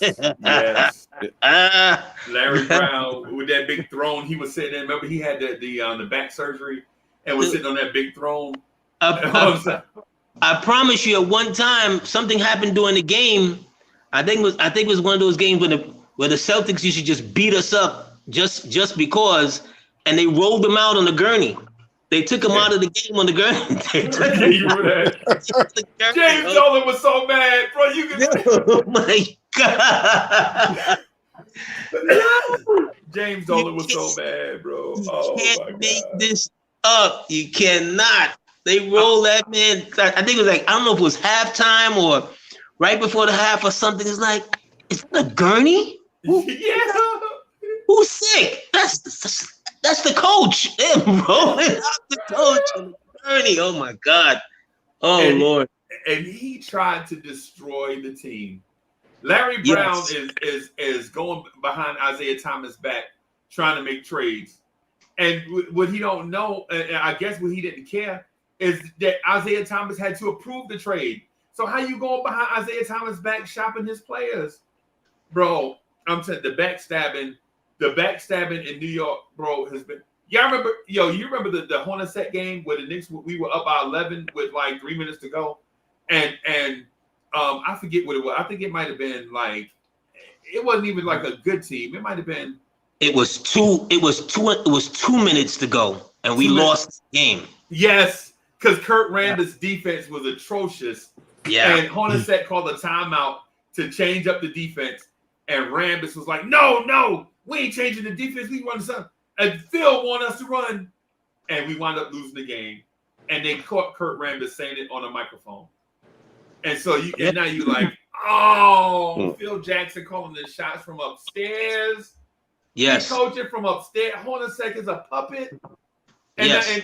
and now when you look back on it, and now that you look back on it, you feel sorry for Hornacek because he was set up to fail. You know what I'm saying? Absolutely. Hornacek couldn't even get Hornacek couldn't even do what he wanted to do because Phil had his plant on the staff. He knew what he was signing up for. Well, that's true too. He knew this man wanted to run the principles of the triangle offense. Remember at that point in time when he first came here, right? They shot like a little tutelage about the triangle with Spike Lee. Remember, right. MSG was running it, right? I remember that. Principles of the triangle and blah blah blah blah and this, that, and the third. How long did that last, bro? And then they were like, it's a beautiful offense when you look at it this way. Nah, bro. Nah, this ain't no beautiful offense. No. Hey, Danny Landis says, Freezy, how can me and my son get on live with y'all? Hey, I'll throw the link in the chat. Just click on the link. Just hey, if you click on the link, it'll bring you to the joint. Well, all you gotta do is blah blah blah blah, and then I'll just bring you on. It's easy. It's easy for once you click on it. Hey, so Canal Band says Phil Jackson was the worst thing that happened to the Knicks. I think I can't say in a vacuum Phil was the worst. Phil was so disinterested. Dolan was so desperate though. He was like, "Yo, Phil got all these rings. If I get Phil, I know Phil will bring rings with him." And Phil was you, bro. AD, you ever got a high school senior? You ever had a high school senior around you, and it's like April or May, and you trying to get them to do homework? Not gonna happen. I already passed. I'm about to graduate in 3 weeks. About to graduate. Yeah. Not gonna happen. Yeah. I'm homework for what? I'm a fail? Yeah. I don't fail if I don't do nah. And that's Phil Jackson had senioritis. Senioritis is real. Yeah. He had super senioritis because that man took the bus on 5th Avenue one day and falls asleep on the bus, and someone took his picture. Yes. Yeah, Phil Jackson is. Yo, you can't make this stuff up. Like, here's a 6'10", 6'11" man riding on the bus just regularly, and someone's like, "But hold on, that's Phil." That's Phil Jackson. And he falls asleep on the bus with the Armani suit on. Yes, and someone said, "Click, click. Let's put this out there," because does it matter to him? He banked $75 million. Right, man. Phil Jackson made me. But he did stop the organization from throwing away draft picks, though.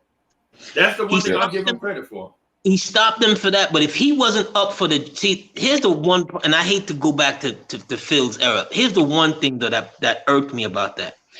If you weren't up for the day-to-day job, then hire some real henchmen. Right. That's up for the day-to-day job, not take on Mills because the owner wants his own personal surveillance person there on the staff. Hire some real henchmen, some real guys, you know, that you could trust, that can tell you, no, Phil, this is wrong. Right. Or this guy right here, I know he think he could run the triangle, but in order to run the triangle, you have to be able to dribble the ball up the court. Right. And he can't do that. Right. And we're gonna waste 2 years just to teach him that. Right. See, you needed some real guys. It's like Michael Jordan for a long time before he hired some real people to be able to tell him, look, you might be the greatest when you was on the court, but you're a horrible talent evaluator. This is different. Right. Yeah, this is different. Yeah. Right. You're a horrible talent evaluator. Right. Because from a team building aspect, you can't look at it from a shooting guard's perspective. No. Right. And so Jerry West learned that the hard way too. Remember, Jerry West didn't just step into the front office and become the GOAT of front offices right away. There were some moves that were questionable. There was some Sedale 3 trades in there. Remember Sedale 3? Remember Tony Campbell? Yeah. You know what I'm saying? People like Jerry West is the GOAT. He didn't start out being the GOAT. Well, you know what I'm saying? That's after the big Laker runs or whatever. So we're talking about the Eldon Campbell, Sedale Threets. Yes, you know, that's what I'm talking about. I mean, when they first got, what's my guy that went to Pepperdine, Christie. Yeah, Doug Christie. Yeah, and then but it took him. Didn't we draft Doug Christie? No, we drafted. No. They drafted Christie. Then they cut him. I think that's how I went.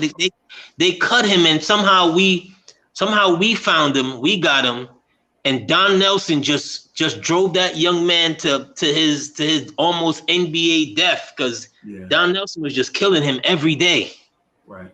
Every day. Don Nelson was trying to make him into something that he really wasn't. Right. But that's what happens when you have guys in organizations that you're mismatched.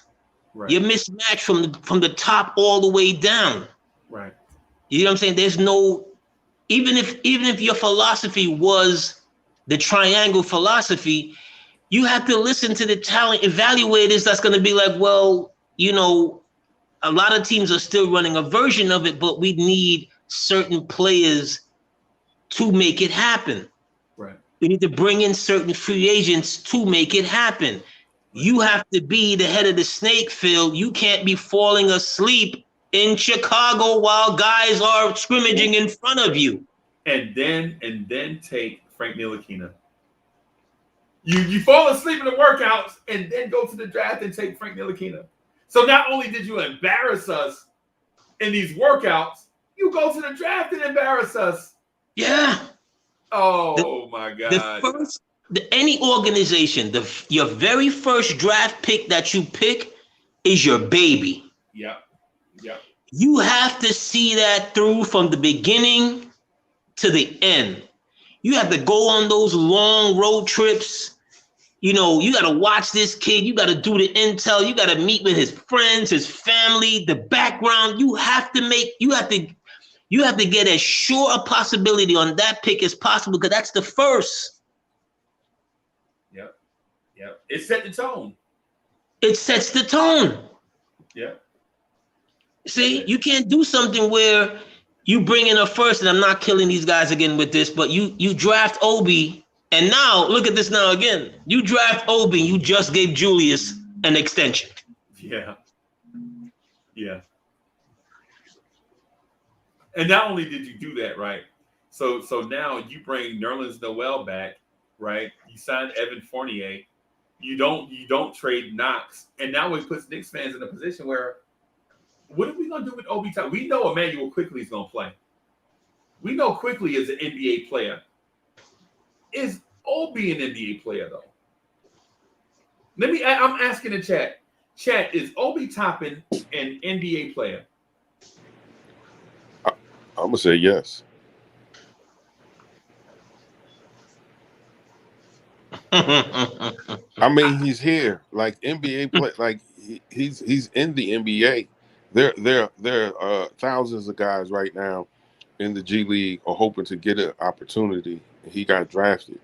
I think he's an NBA player. I just don't think he's going to be the player on our team because like you said, we just gave Julius Randle the max. There's not going to be a point where they're going to sit Julius to give him more time. Maybe cut a little bit back on Julius' time to keep him fresh for the playoffs. And so he don't wear these guys down into the ground where they have no legs come fourth quarter in big games. So I think he's an NBA player, but we're beating a dead horse by saying it was the wrong pick. Like it definitely was. Right. Well. So here's the thing. Here's the thing. I don't know about Obi Toppin yet. I don't want to. I don't want to put a death nail in his coffin. Right. I don't want to do that. Right. I don't want to do that. Feezy, right. Feezy, I'm sorry to interrupt. Feezy, I'll be right back. Okay. So I don't want to finish off Obi Toppin, but the most athletic players don't always succeed in the NBA. Very true. Right? Because when you look at, and I'm not saying that Obi Toppin is Anthony Bennett. It's not what I'm saying. What I'm saying is just because you're a man amongst boys in terms of size and athleticism, it doesn't always equate to production on the floor.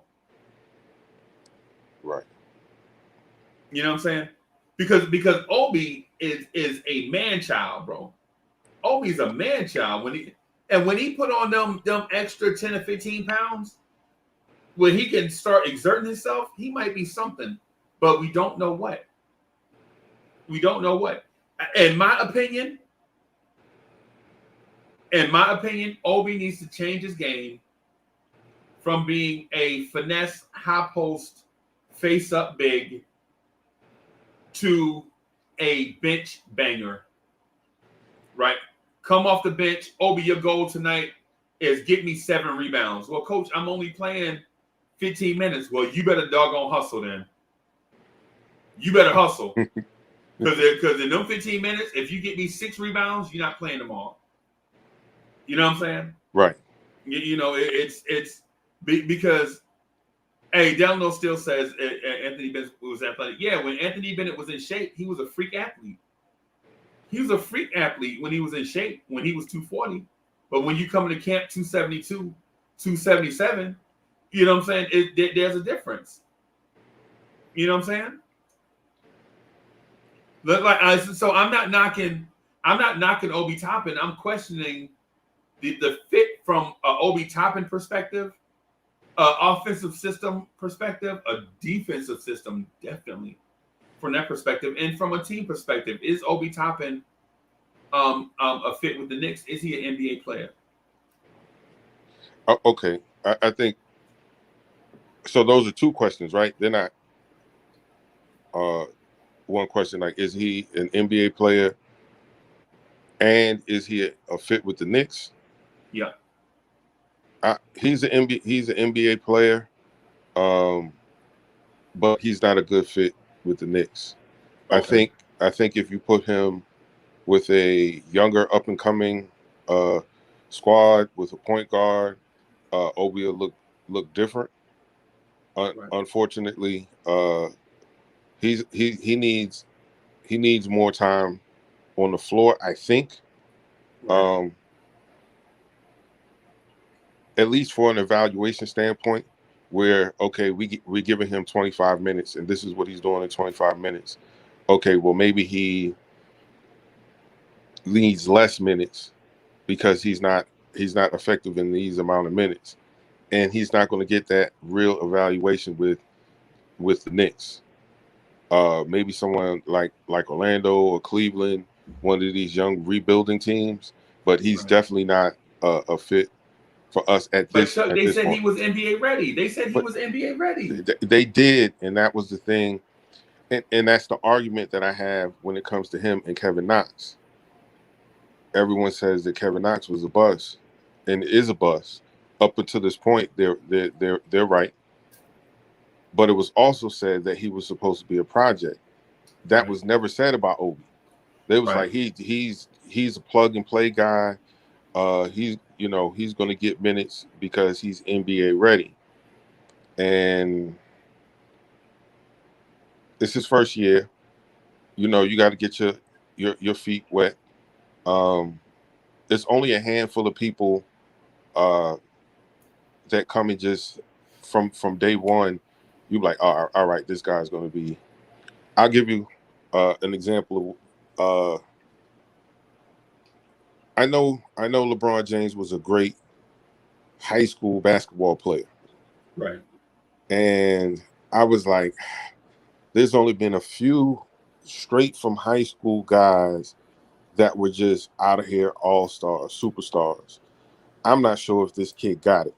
But after that first preseason game, I said, oh no, he's legit. Oh, he's legit.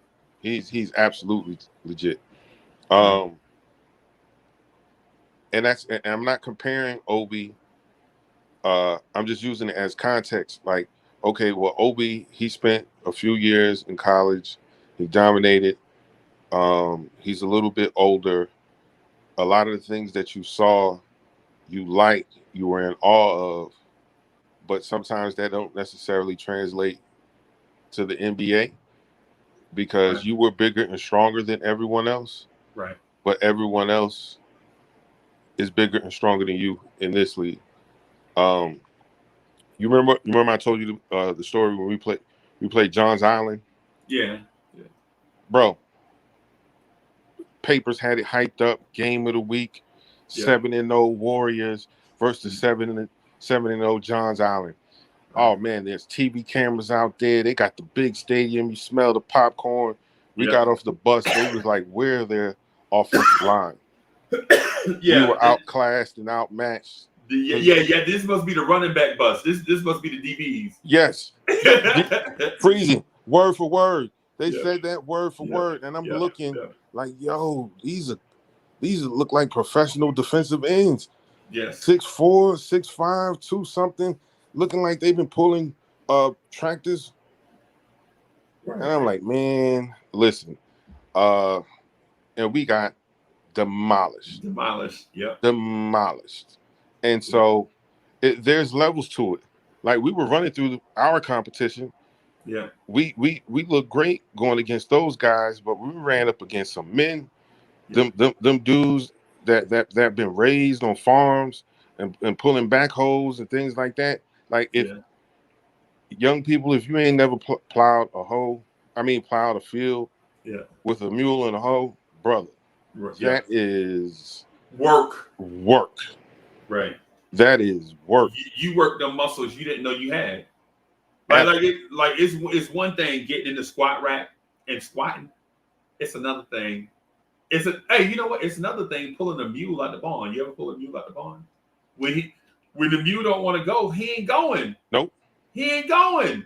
He might lay down on you. Yes. You know what I'm saying? Come on, bro. Come on, bro. Hey, listen. So I used to laugh because I'm from the city, right? Mm-hmm. And so I'm from Jersey City, and so during the summers, we used to come down south and whatever. And so we went to my man's farm. He was like, "Yo, you want to ride some horses?" I was like, "No." I was like, "You got some bikes?" He's like, "Ride bikes? That's corny." You know what I'm saying? You ain't never rode a horse? No. And so we get there. He like, "Well, I'll tell you what, we'll start off on a mule, right?" Mm-hmm. I'm not a mule, but whatever.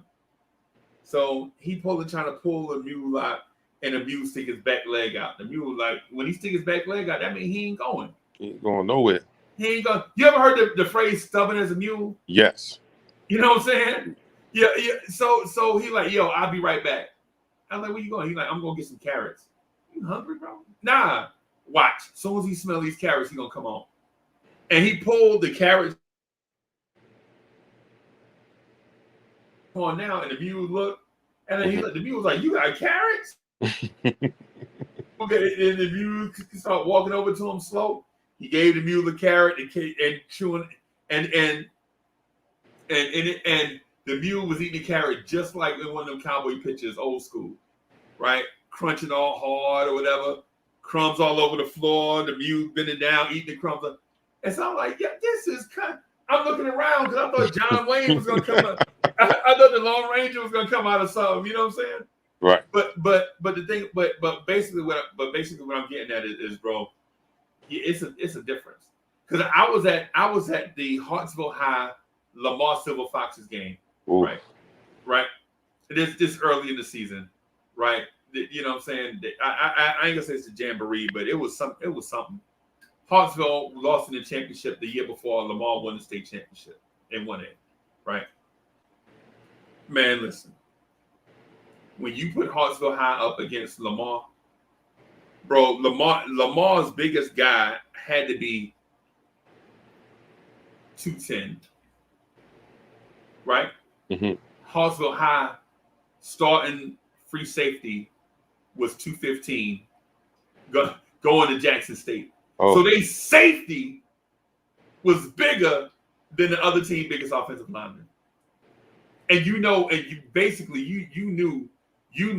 what the outcome was going to be. I think Hartsville High beat them by like 4 touchdowns. But it was like 56-28 because Lamar is fast. That's what John Abraham knows from, right? Right. So Lamar wasn't going to be able to drive them down the field because of size. But if they ever got a crease, they gone. Yeah. You know what I'm saying? Yes. So you know what I'm saying? So yeah. So anyway, I get what you're saying about Obi and all of that stuff, man. So it's one of them deals where I'm questioning Obi's fit because I don't know. I know for sure he's not NBA ready. Because if he was NBA ready, he'd have done something last year, and then at the same time,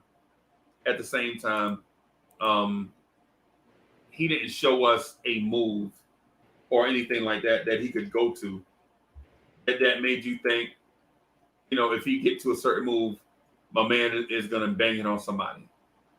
He just ran faster and jumped higher than everybody. That's it. And that works in high school and college. That'll work in high school and college if you can jump higher than everybody else and you can run faster than everybody else. But again, you think you're fast until you get to the state championship, right? Or you go to one of these interstate meets, and now you're running against people from Georgia, Florida, other parts of South Carolina, North Carolina, and you find out that something in the water in Florida. Yeah. Yeah. You think your 4x4 relay because y'all setting records. Yeah. And y'all run against them and get smoked. Smoked. Off the gun too. I'm talking about off the gun. Off the gun, you getting smoked. You like, God, what in the world? What? I went to a school called Dickinson High School in Jersey City, right? Right. And so we sent a cat. So we were sending cats to this thing in Philadelphia called the Penn Relays, right? Mm-hmm. Yo, you get to the Penn Relays, bro. You think you fast? Nah. You ain't fast. You know what I'm saying? You down the street fast. You ain't region fast. You know what I'm saying? You Fulton Street fast. You know what I'm saying? These kids is nationally fast. Right. Borderline junior Olympic dudes. And you're like, oh man. So I think there's more development needed. I'm not sure if he's going to get that full opportunity to do so. I'm not saying to get rid of him just yet, because this could have been his. All right, I'm filling it out. I see how they're playing me. Let me work on this on the off season, and he could come back and be a solid contributor. When the draft was around and people were talking about him, he kept getting the Amari Stoudemire comparison, and I was like, I think he'll be more of a Kenyon Martin type, Right. and Kenyon Martin wasn't a bad player at all, but he wasn't Amari Stoudemire in his prime. So I was looking for the energy. The only difference between him and Kenyon Martin is Kenyon Martin footwork. Right. Kenyon Martin had footwork. Obi has that straight line speed, but that side to side is a little difficult. The hips look a little stiff, but I like his willingness to shoot.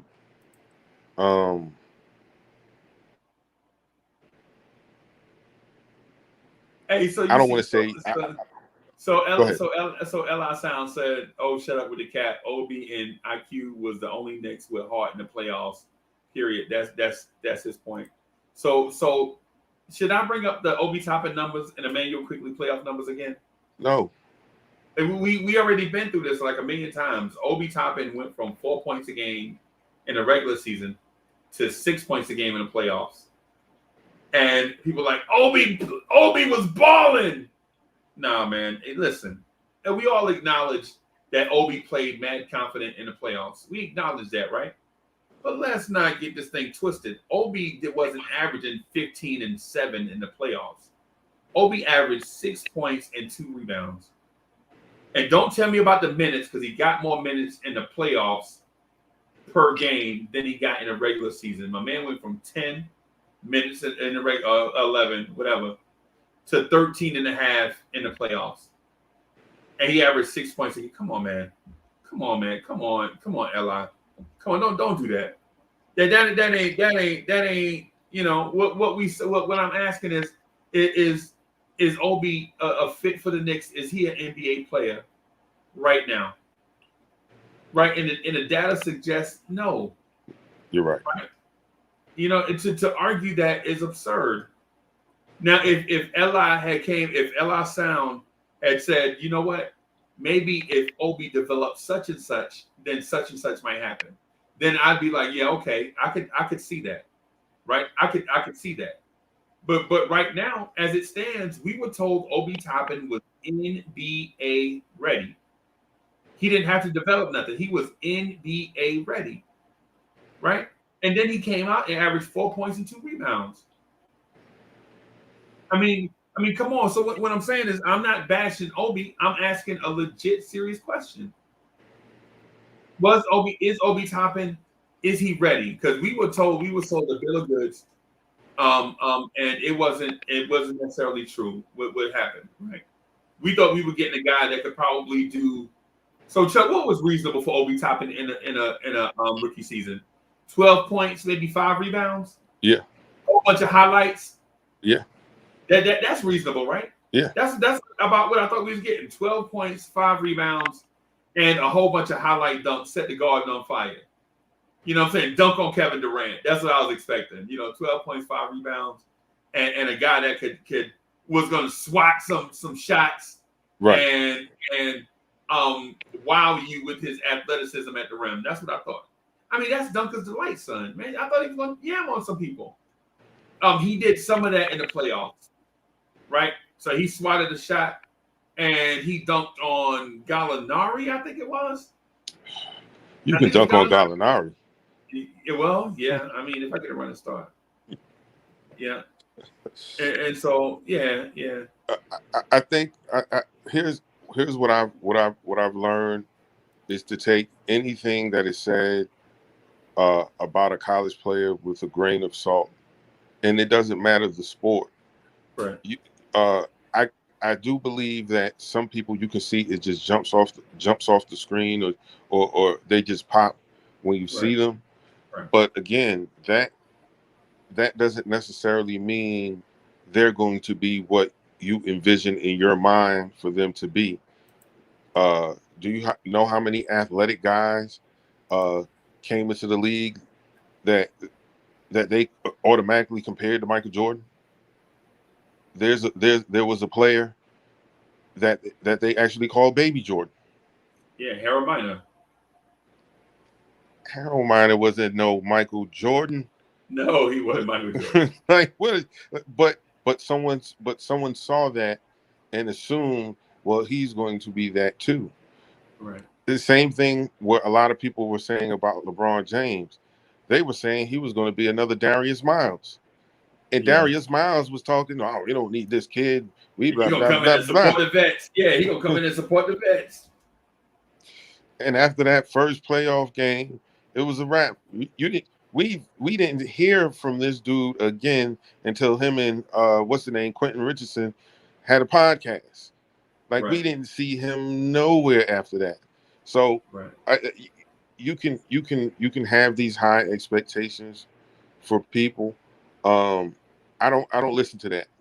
I wait and see. And if they don't prove it, then I'll say something after that. Because this is a media hype thing going on where, you know, we got to get people watching, we got to get people talking, and they just say things with no real proof.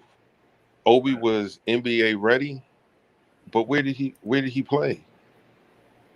Who was he dominating? Like, I know a guy. Well, this is definitely high school. He was maybe 6'4", 6'5". Right. Tallest guy in our conference. Played center. Was absolutely dominant.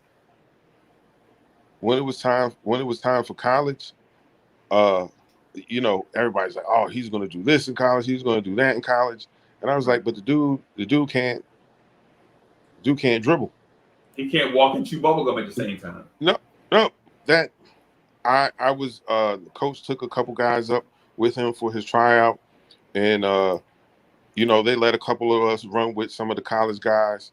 And when I tell you, he looked like, you know how when you give a child a basketball for the first time, and how hard they trying to keep the rhythm of patting the ball, and I was like, yeah. I don't know. And you're 6'5", bro. You're not playing center in college. Not a major college. No.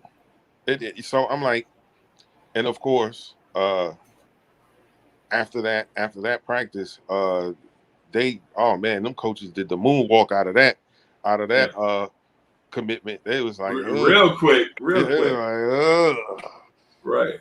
And so you know, people's perception is not necessarily reality. I was hoping to see some things. Now, if, like you said, in the second half and in the playoffs, if that 6 point whatever he averaged was actually 12, then you could say he was balling. Right.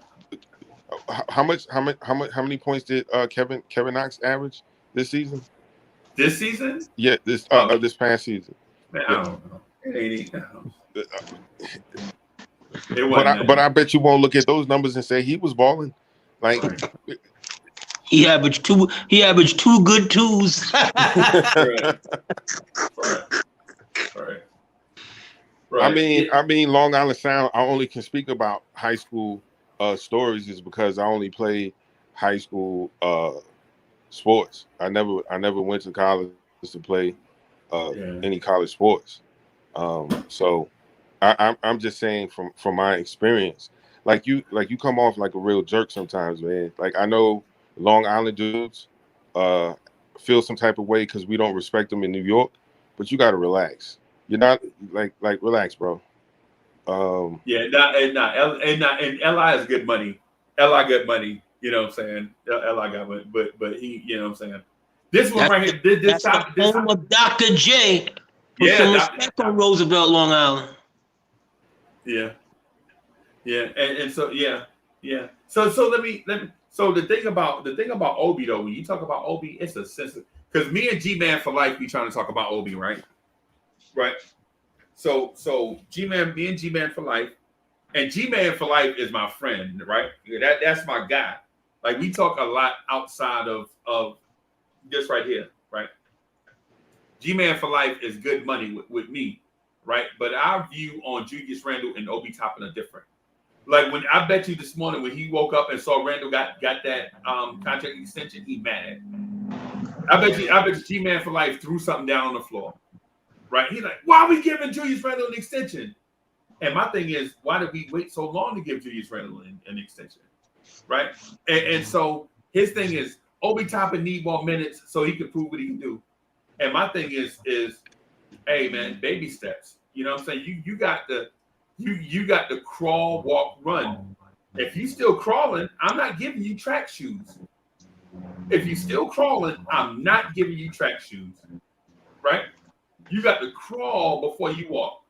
Obi, I tell you what, you averaged 2 rebounds. You 6'9" and got me 2 rebounds a game. You 6'9" and can jump out the building, yet you got me 2 rebounds a game.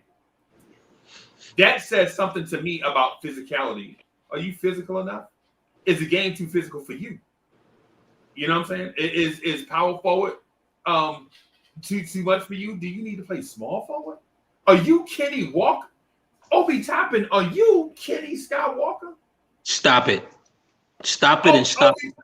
Stop it and stop it right now. Take that out of the universe right now. Obi Toppin, right now. Are you? I'm right asking now. a question. This is light skin to light skin hate. Stop it and stop it right now. You will not do this.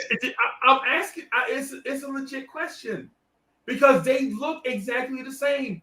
Power forwards, super athletic power forwards in college that came to the pros, wind up having to change positions, and I'm asking. Well, I'm gonna answer. Just because a brother goes to the dunk contest and he light skinned, don't mean he Kenny Walker. Stop it and stop it right now. He could be Terrence Sansbury. The first man to do a 360 in the dunk competition. Get it right. Get it right. That man wowed and wooed the whole place. He did a 360. Everybody went, wow. Somebody can actually do that? Yeah. No. Yeah. I don't want to be. I'm sorry. Go ahead, Pam. I'm just saying this real quick. I don't want to be disrespectful, but could Obi be really Darvin Ham? No. As long as he's not Michael Sweetney. Oh my God. As long as he's not Michael Sweetney, I'm fine. Yeah. And they were both picked with the 8 pick, right? Sweetney was 9. Okay. Or 7. I know he wasn't 8. Okay. Yeah. So my thing is my thing with Obi is with today's skilled trainers and all this stuff available, you can't really be a Kenny Skywalker no more because Kenny Walker came into camp and man, every time I hear Kenny Walker name, every time I hear his name, all I think is Johnny Newman, right? That's all, Kenny Walker and Johnny Newman. I think of them together. I love Johnny Newman, athleticism and hustle with us, right? Was he a scorer? No.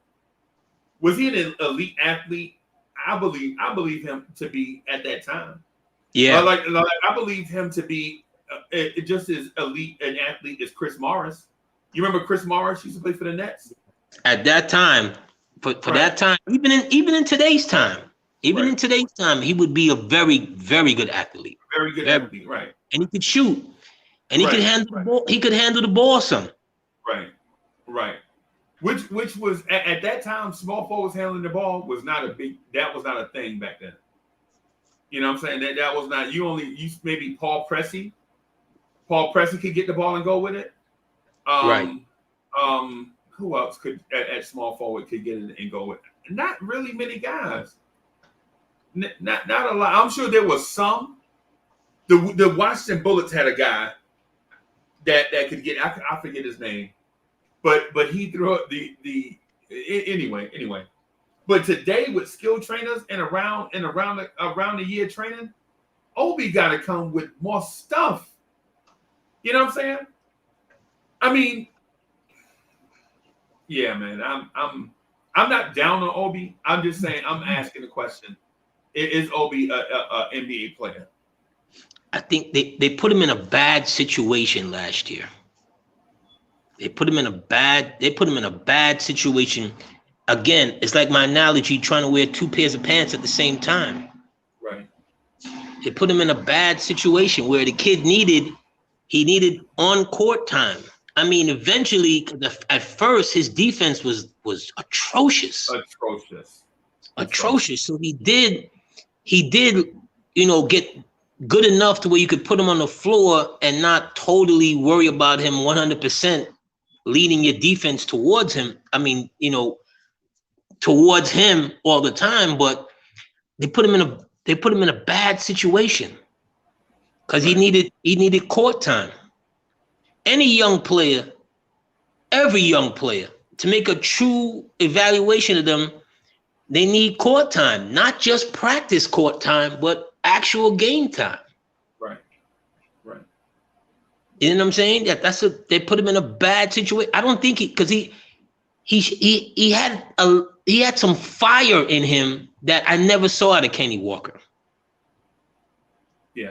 You see, he had some fire in him, and I remember Trent Tucker, who didn't want to speak bad about him, because Trent Tucker really does interviews, and I saw an interview on him a couple of years ago, and it was like, he said the first practice, they were just standing on line waiting to do the layup drill, and Kenny Walker caught a spasm.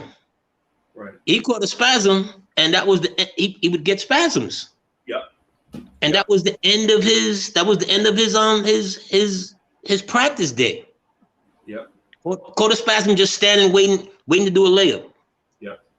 Too much pressure. You think that's what it was? I think so. Because you have these are, although he came in at 21, 22, an older rookie, these are still, you're playing against grown men, grown body strength, right. Who knows the ins and outs of the game and can do things to you. You know what I'm saying? Right. Can punch you in the ribs, one time, and you're like, wow, I used to watch you on TV. I didn't know you did things like that. Yeah, man. So maybe the whole game you're pissed off, or you're clutching your side because this older power forward punched me in the ribs. You know what I'm saying? So I think he needs some time. Right. I think he needs some time, but this may not be. I don't think this is the place for him. Right, because judging by the way the front office put this roster together, either you are gonna poop or get off the pot, right? And whether you're a rookie or not, right? You know what I'm saying? You're gonna either go hard or go home. You know what I'm saying? And Emmanuel Quickly has shown some stuff about his personality that makes me think Emmanuel Quickly is in a perfect situation, right? Obi Toppin has shown me some stuff that I think we have to change some things around to accommodate who he is as a player, right? And so while I'm not throwing Quickly away, I will say that they're not Quickly, but Obi. I'm not saying throw Obi away.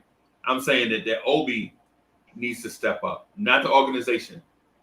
Obi needs to step up, not the organization, because they put him in spots where he had wide open shots and he missed them. Right, Lee? That's not Leon Rose's fault. That's not Tom Thibodeau's fault.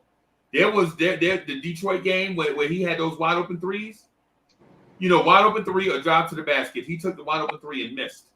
Airballed it on the other side of the rim, shooting the ball too hard. Right? That's not Tibbs. That's Obi. You know what I'm saying? I mean, so does Obi need some time on the floor? I think we can all say that he may need more time. Does he deserve more time? No, nobody deserves time. Everybody has it. The NBA game only has a certain amount of minutes, and all those minutes should be earned, in my opinion. Right? You know what I'm saying? You can't just say, well, Obi's a rookie. You know what I'm saying? We got to give him minutes. We need to give him 20 minutes a game to see what we got. Nah, man, we should be winning championships. That's the reason why you play, not just to develop.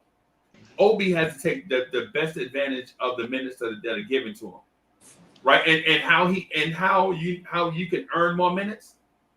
Hustle. Don't play 10 minutes. Don't play 10 minutes and come out with 2 rebounds. How about that? Or do something. Do at least one thing per game that makes you get an extra minute the next game. Right. I'm a liken Obi to a young man that I remember they drafted in 2nd round, Landry Fields. Yep. Landry Fields out the gate in summer league that year was doing things, the extra hustle, and when he came to, for the real league and game to start, he hustled. He looked like, what's my guy that was with the Nets? Kerry Kittles.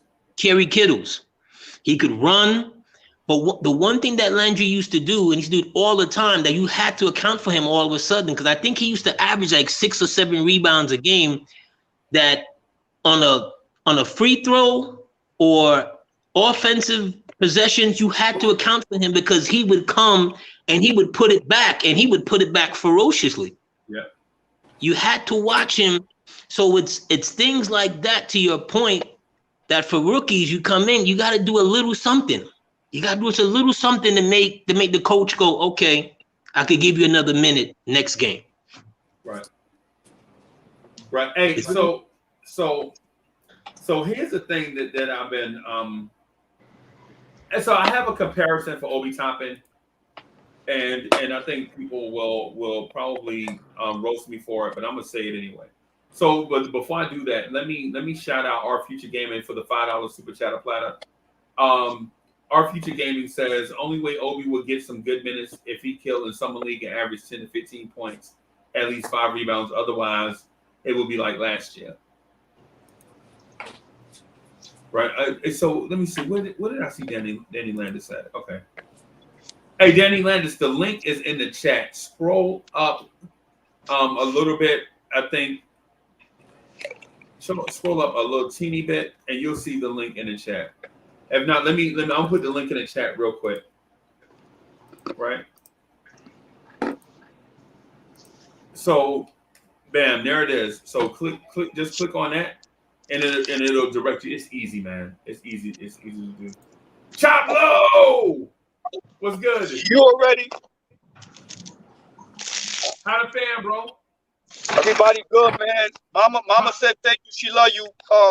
But Danny Landis, this is how you do. You just click the link and jump in.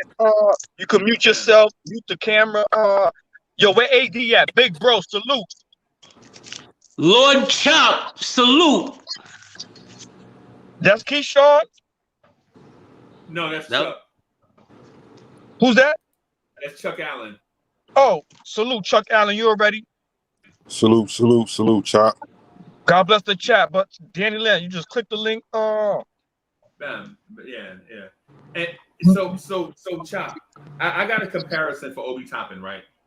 And so sometimes when I have like these thoughts, people get confused about what it is that I'm trying to say. And so what I try not to do is complicate it. I just have it be open, just simplify it, right?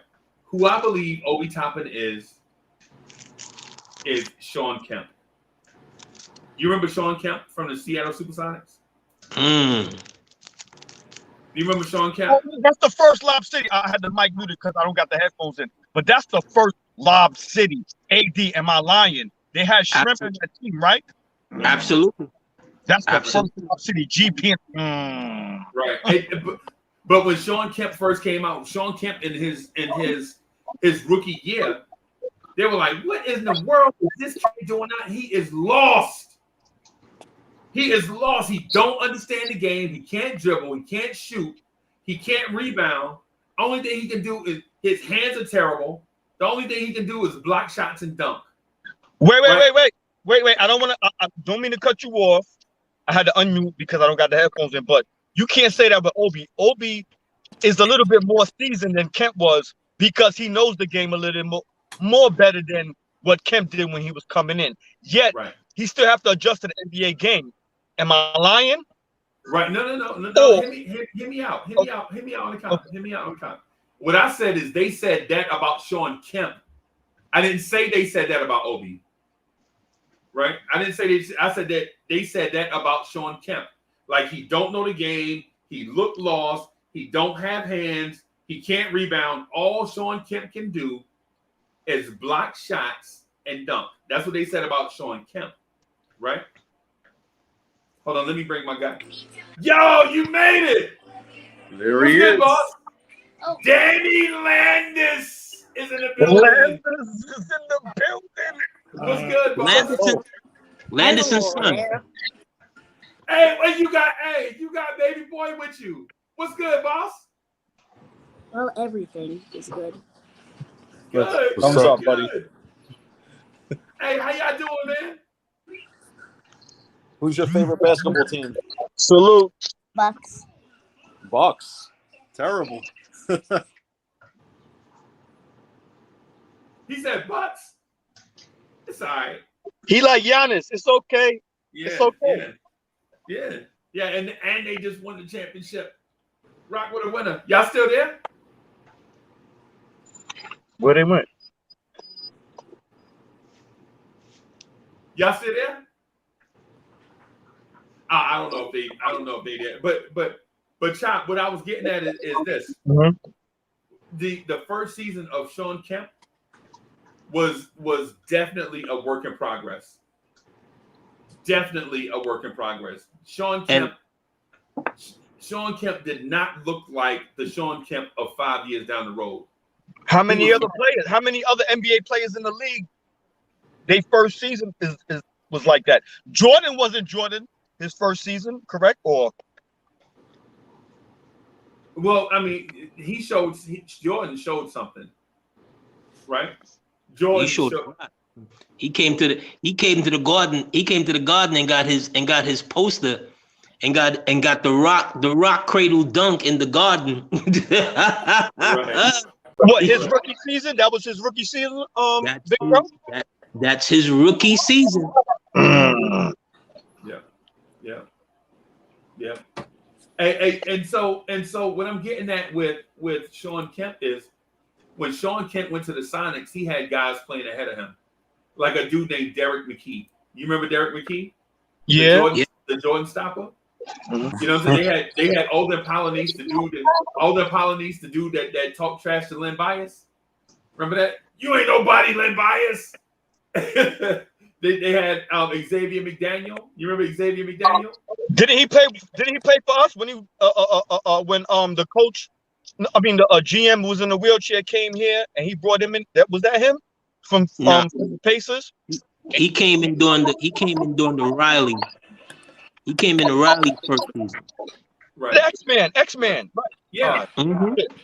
That's X-Man. Okay.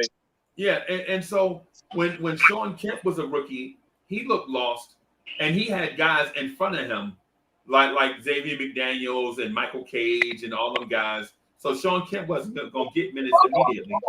What was that big center they had? Remember, and then he do yoga now. He got dreads now. He was with that team too. The big man. Eddie Curry. You know, you're talking about the Knicks. Yeah, you talking about Olden Polynice? No, that's not Sam Perkins. Who is that guy? His name will lose me right now. That's Sam Perkins. Was it him? That's all right. Sam Perkins. Yeah, that's Sam Perkins. Okay. I don't know if he was on that roster or not. I do remember Sean Kemp couldn't get minutes because they had a whole bunch of cats at his position. But to your point, Susie, to your point, remember they had to clear the way for Sean Kemp, just like when Utah had Adrian Dantley and Thurl Bailey, and they drafted Karl Malone. You remember Thurl Bailey? Yes, Karl Malone. Wow. Karl Malone wasn't going to be Karl Malone with Adrian Dantley and Thurl Bailey on that team. Right. Bailey was good. Yeah. Thurl Bailey was a good player. He was good. Adrian Dantley should be in the Hall of Fame, but I don't think he is. You know what I mean? So you're talking about that kind of talent, and sometimes management has to has to see the future, has to say, well, look, we got this so young guy here. AD, at that point, don't mean to cut you off. Are you saying that Obi won't be Obi unless we get rid of Randle, or no? Yes.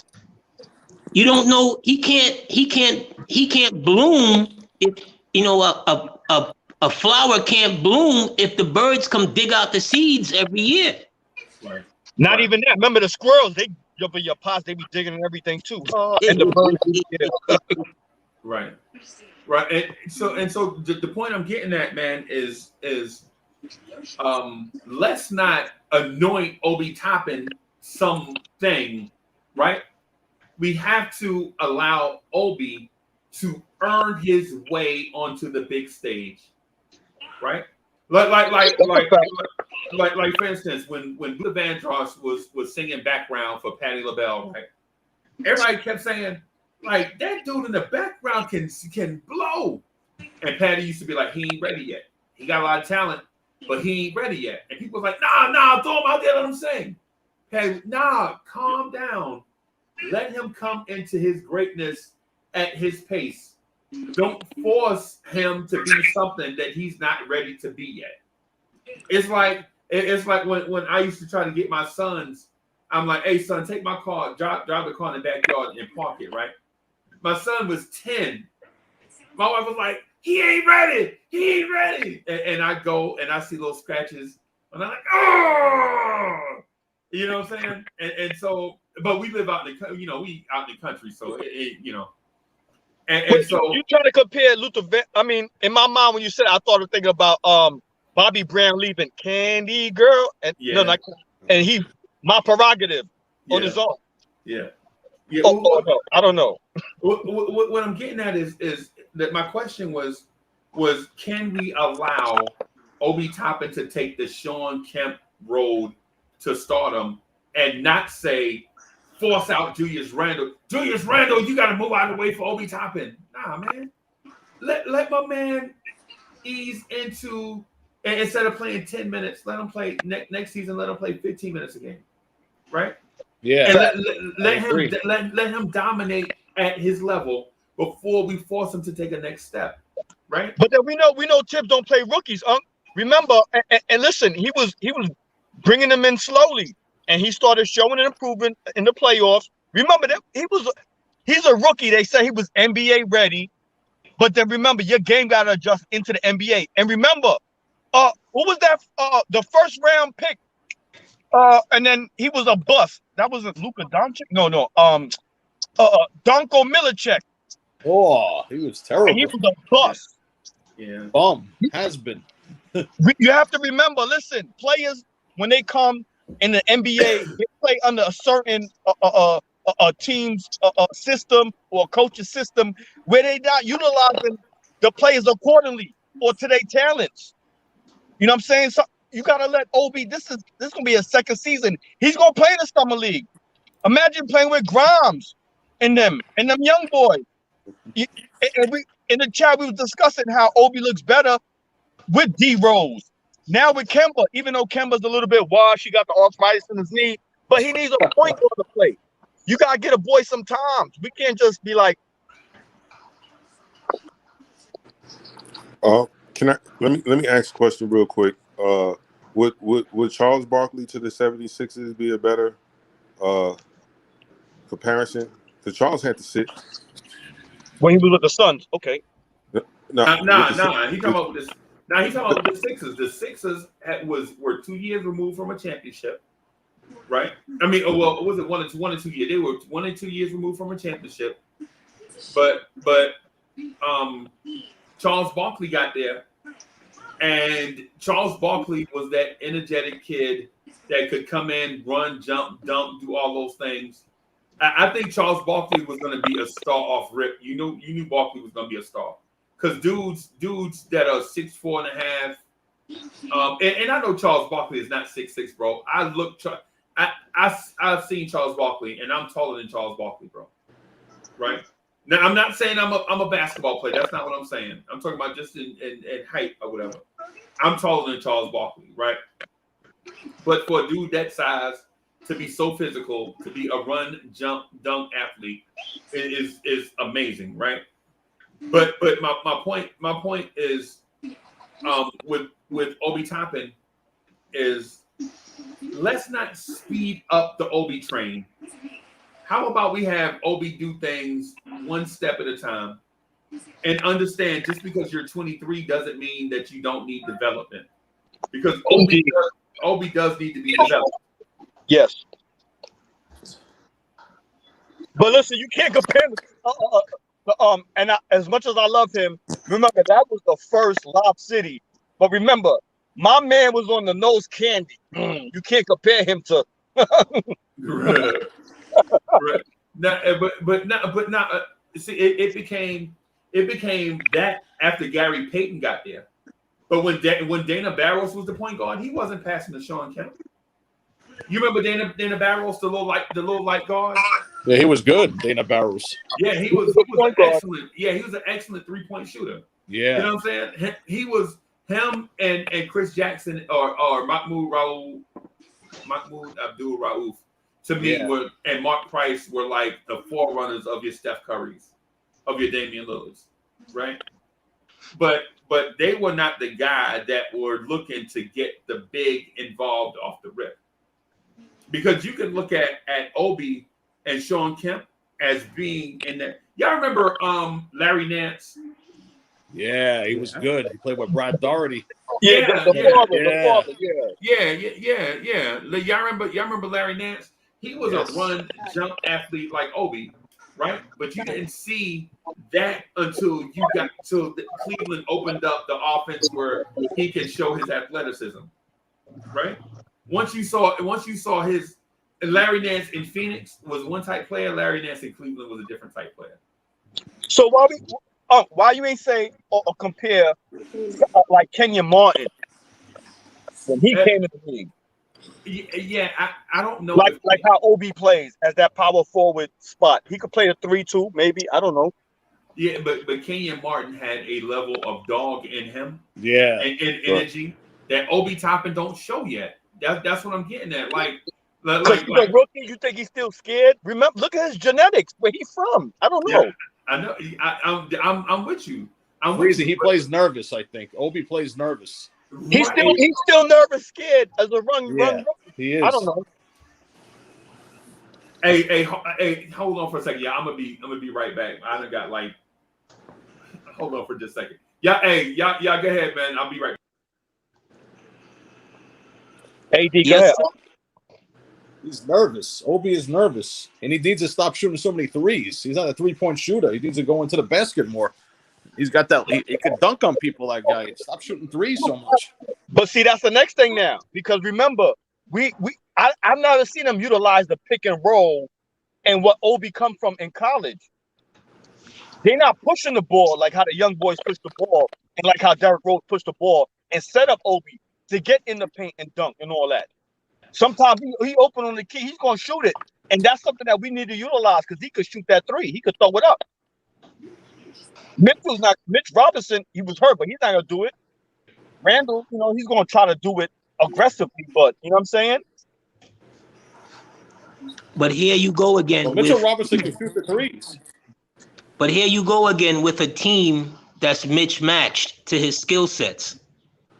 Because he's a young thoroughbred, and without the point guard looking for him in certain areas, how many times we saw him get loose on the break and quickly totally miss him? Because quickly want to do the floater. Right. I know Derrick Rose looks for Obi Toppin a lot. Yeah. And so the reason why I compared Obi Toppin to Sean Kemp is because both before the draft were supposedly NBA ready, right? Freak athletes that are NBA ready, right? Because people forget, even though Sean Kemp came out of high school, he had some weird year of trying to go to like some kind of junior college thing, and it didn't quite pan out, and it was just a bunch of stuff. It was like an in-between year, like Sean Kemp high school and Sean Kemp in the pros. But Sean Kemp got to the pros and looked like the game was going too fast for him. He was like he was like, you know, I'm more athletic than all these dudes out here my size, but I can't figure out the game.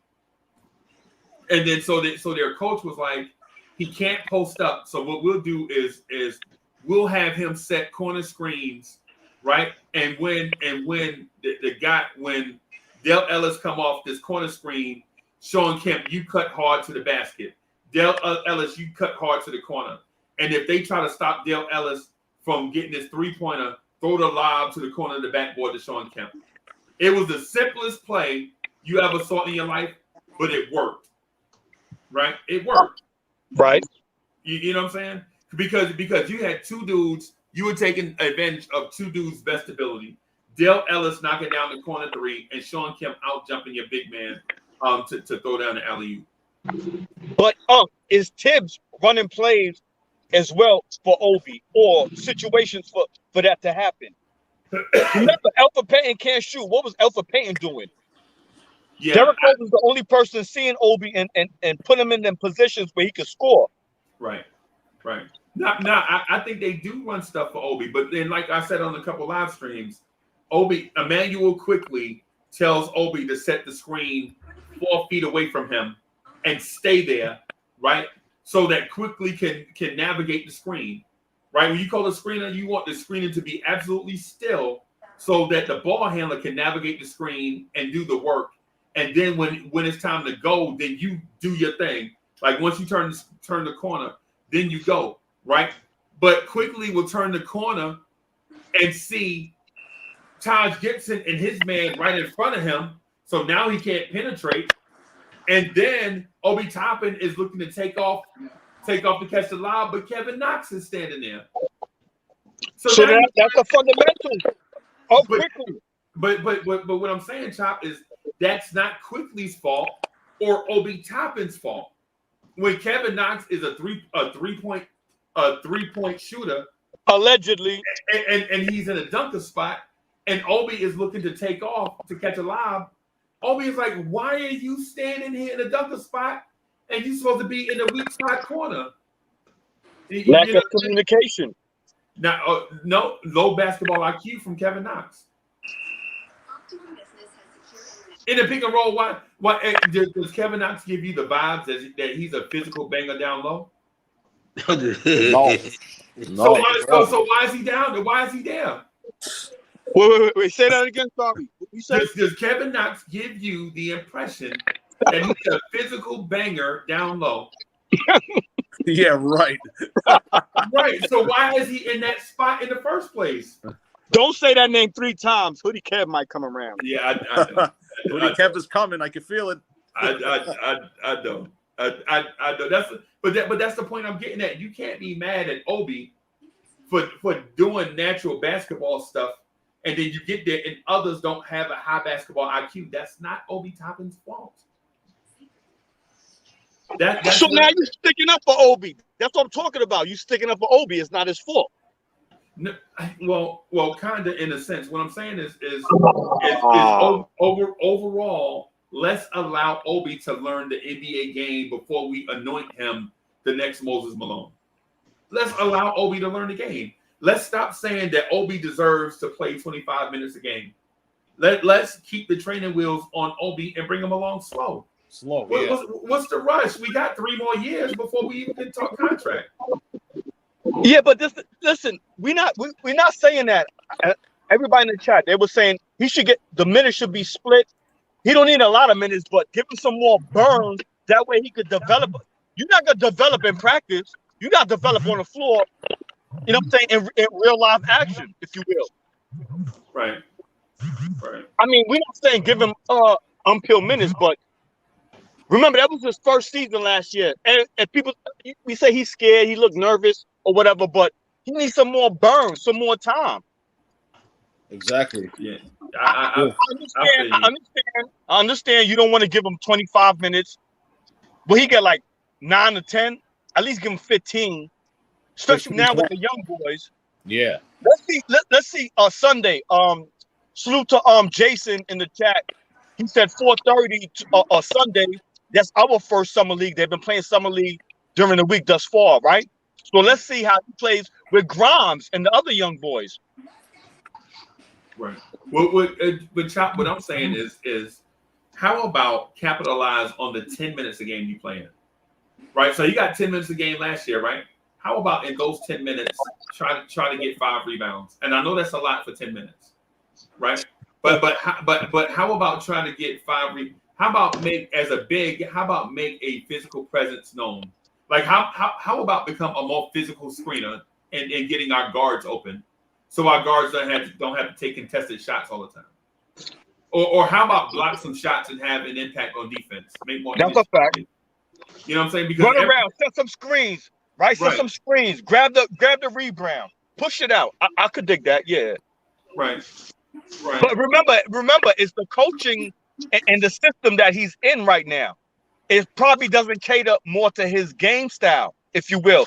Like I brought up, I keep saying Luka Doncic. Remember, Darko Milicic was #1, but then he was he was a bust. So sometimes players, when they get drafted or they're in certain teams, coaches want something out of you that is not part of your game. You have to develop and learn it.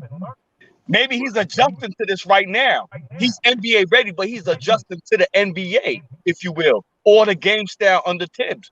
Right. Remember, Tibbs gonna get the best out of you. So, right. Let's give him this season again. I mean, we was looking at the fans is hype. He's supposed to be the OB.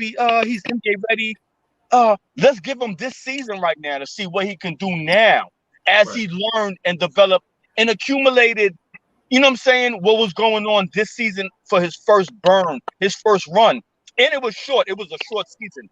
I don't even think they played Summer League, right? We didn't play Summer League because of Corona, right? Yes. They only did practice. Right. Well, Chop, what I'm saying is this. We going OB is on the roster, so we're not taking anything away from him, right? Well, what we want to do is have him be more impactful with the amount of minutes given. Whether it's 5 minutes, 10 minutes, or 15 minutes, just be more impactful in the time that you like for instance, Quickly is impactful in his minutes because whether he's scoring or not, he's a threat to score. Like when Quickly, he's aggressive. When Quickly's on the floor, he's a threat. You have to pay attention to Quickly because the defenses have to pay attention to him, right? Obi on the floor. You see Obi catch it, and you're like, well, yeah, maybe something happened, maybe it won't, right?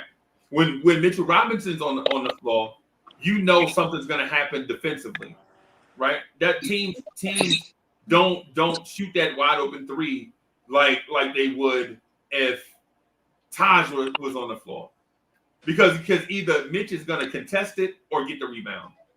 With other centers, oh geez. Pick and rolls for him. But hold up, I'm asking you one question. You think that is the feeling of you being a rookie? You don't want to make no mistakes. This is your first time in the league, and it's big. You from New York. You playing in the city. You want to make sure you run everything accordingly. You're gonna do what the coach is gonna say to do. Remember, Quickly. I love Quickly, but Quickly is an aggressive. I don't want to say he's a stat HO whatever. You know what I'm saying? Somebody's going to be aggressive and do it for themselves. Using the military, you know what you call people like that. That's not going to be there's no iron team, but somebody's going to be a Rambo. And Quickly is just falling the line. This is a second season now coming in. Maybe he had to learn the ropes and see what's going on and match up against other players and people to see. You know what I'm saying? And remember, we got a great staff that's going to keep confidence in him. And the team is going to keep confidence in him. You know what I'm saying? So, like people were saying in the chat, he looked scared. He was scared, not scared, but, he's trying to do things accordingly. And I'm not trying to stick up for Obi, but I don't want to write Obi off. No, I can't write him off. They need to run some more plays for him, Freezy, more pick and rolls. They got to start looking for him. They're not doing that. Hey, you know why, right? Because for one, Obi's not a good screener or a good pick setter. So when you run the pick for Obi, you like, wait, yo. He's a better screener than Mitchell Robinson. Don't front. Oh yeah, that's for sure. That's for sure. Well, Well, but Chop, the thing is, that's like saying, well, my child is a D- student. At least he's not an F+ student. You know what I'm saying? Yeah. You know what I mean? So, but when I was getting at about Obi is Obi has to, for instance, if Obi was a 35% 3-point shooter instead of 30, do you think defenses would have played him differently? Yes. They were sleeping on him. Yes. Right. That's probably why he was a 30% shooter. Right. And so the one move all NBA players have in their bag is pump fake. Yeah, if teams close out harder, you can pump fake. And then I like Obi Toppin's athleticism versus anybody in the NBA at the basket. And to be honest with you, at 6'9", 220, he's a decent free throw shooter. How about Obi? You go to the rim hard every time, and just whatever you can't dunk, you just make your free throws or lay it up. He could be a banger. I understand what you're saying. Yeah. Yeah. So it's one of the it's the situation where it can't all be on Tibbs. You know what I'm saying? Tibbs is the NBA Coach of the Year. You know what I'm saying? He's a reigning NBA Coach of the Year. He did something right. You know what I mean? With Obi, what I'm saying is be more productive. You know what I'm saying? In the time that you get, and then you'll get better organically, as opposed to the team having to slow down what they're doing in order to bring this rookie along. Well, he's a second-year player now. But. They need to have some guys that teach him the screen and how to do pick and rolls. Don't they have people on the staff that teach him that? They should bring in Amari for that. Amari will teach him how to do the pick and roll, right? How to set screens, right, Freezy? And look how Amari flourished with the Suns, right? Kenny Payne. Kenny Payne is known for teaching moves to big men. But what happened to Kenny Payne and Obi? Kenny Payne had this thing like everybody. Well, when Anthony Davis was the #1 recruit, he was going to Kentucky. And all Anthony Davis had in his bag was he was bigger, stronger, faster, quicker than everybody else at his size, right? And so he got to Kentucky and didn't have a move. He said Kenny Payne stayed in the gym with him the whole time, giving him a move and a counter, right? And by the end of his freshman year, Anthony Davis was the #1 pick in the draft, right? So that same Kenny Payne has Obi Toppin there with him every day. So how does this not translate to? And Carl Anthony Towns said the same thing. Cat said the same thing. Like, man, Kenny Payne made me do certain blah blah blah. And so, it's like how does that equate for them and not for Obi? Right? Well, if you see Obi's history though, to be fair to Obi, Freeze, he's been a little slow in his basketball development. Right. He gets better so far in his history, junior high, college. He gets better as time goes on. Right.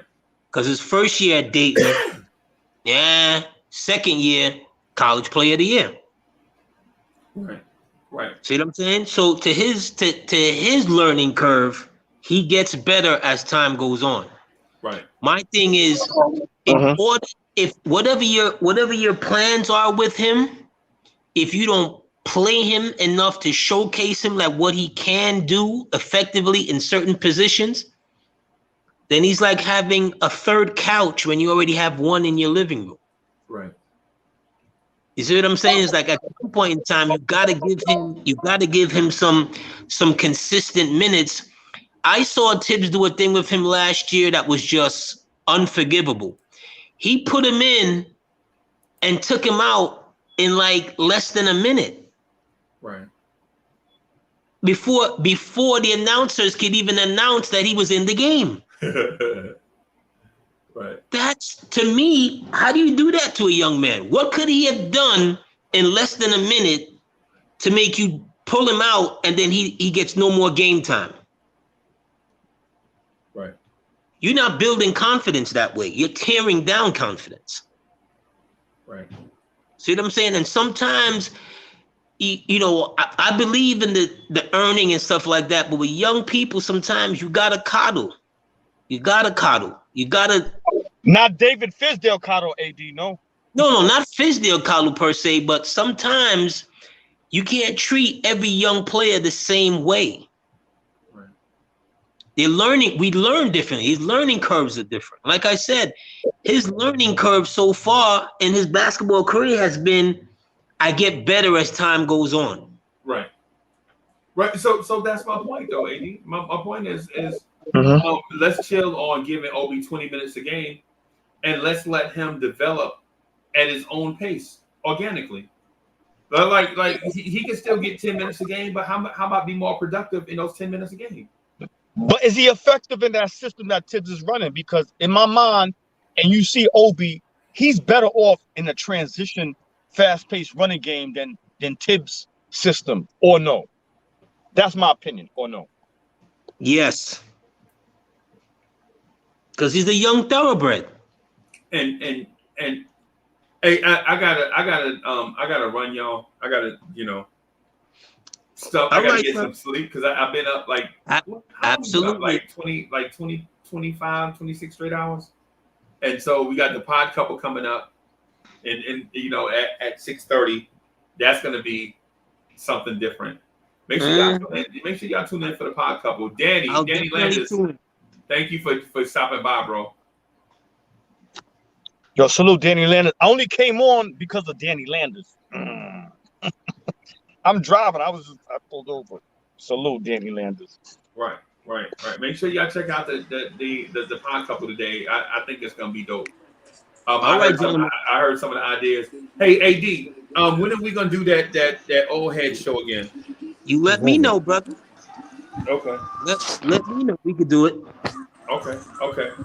Yo, salute to the chat. Everybody, God bless. I see Mama Set up in there, Bodega Wildfire in there, Jason, Pudge Nice, Allah salute. God bless everybody in the chat.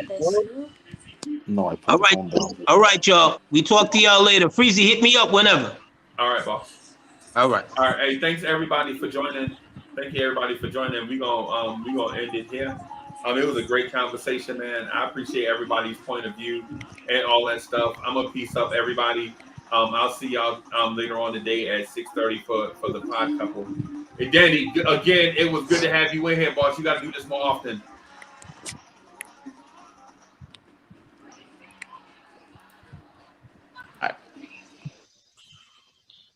Hi, this your boy Free Keith.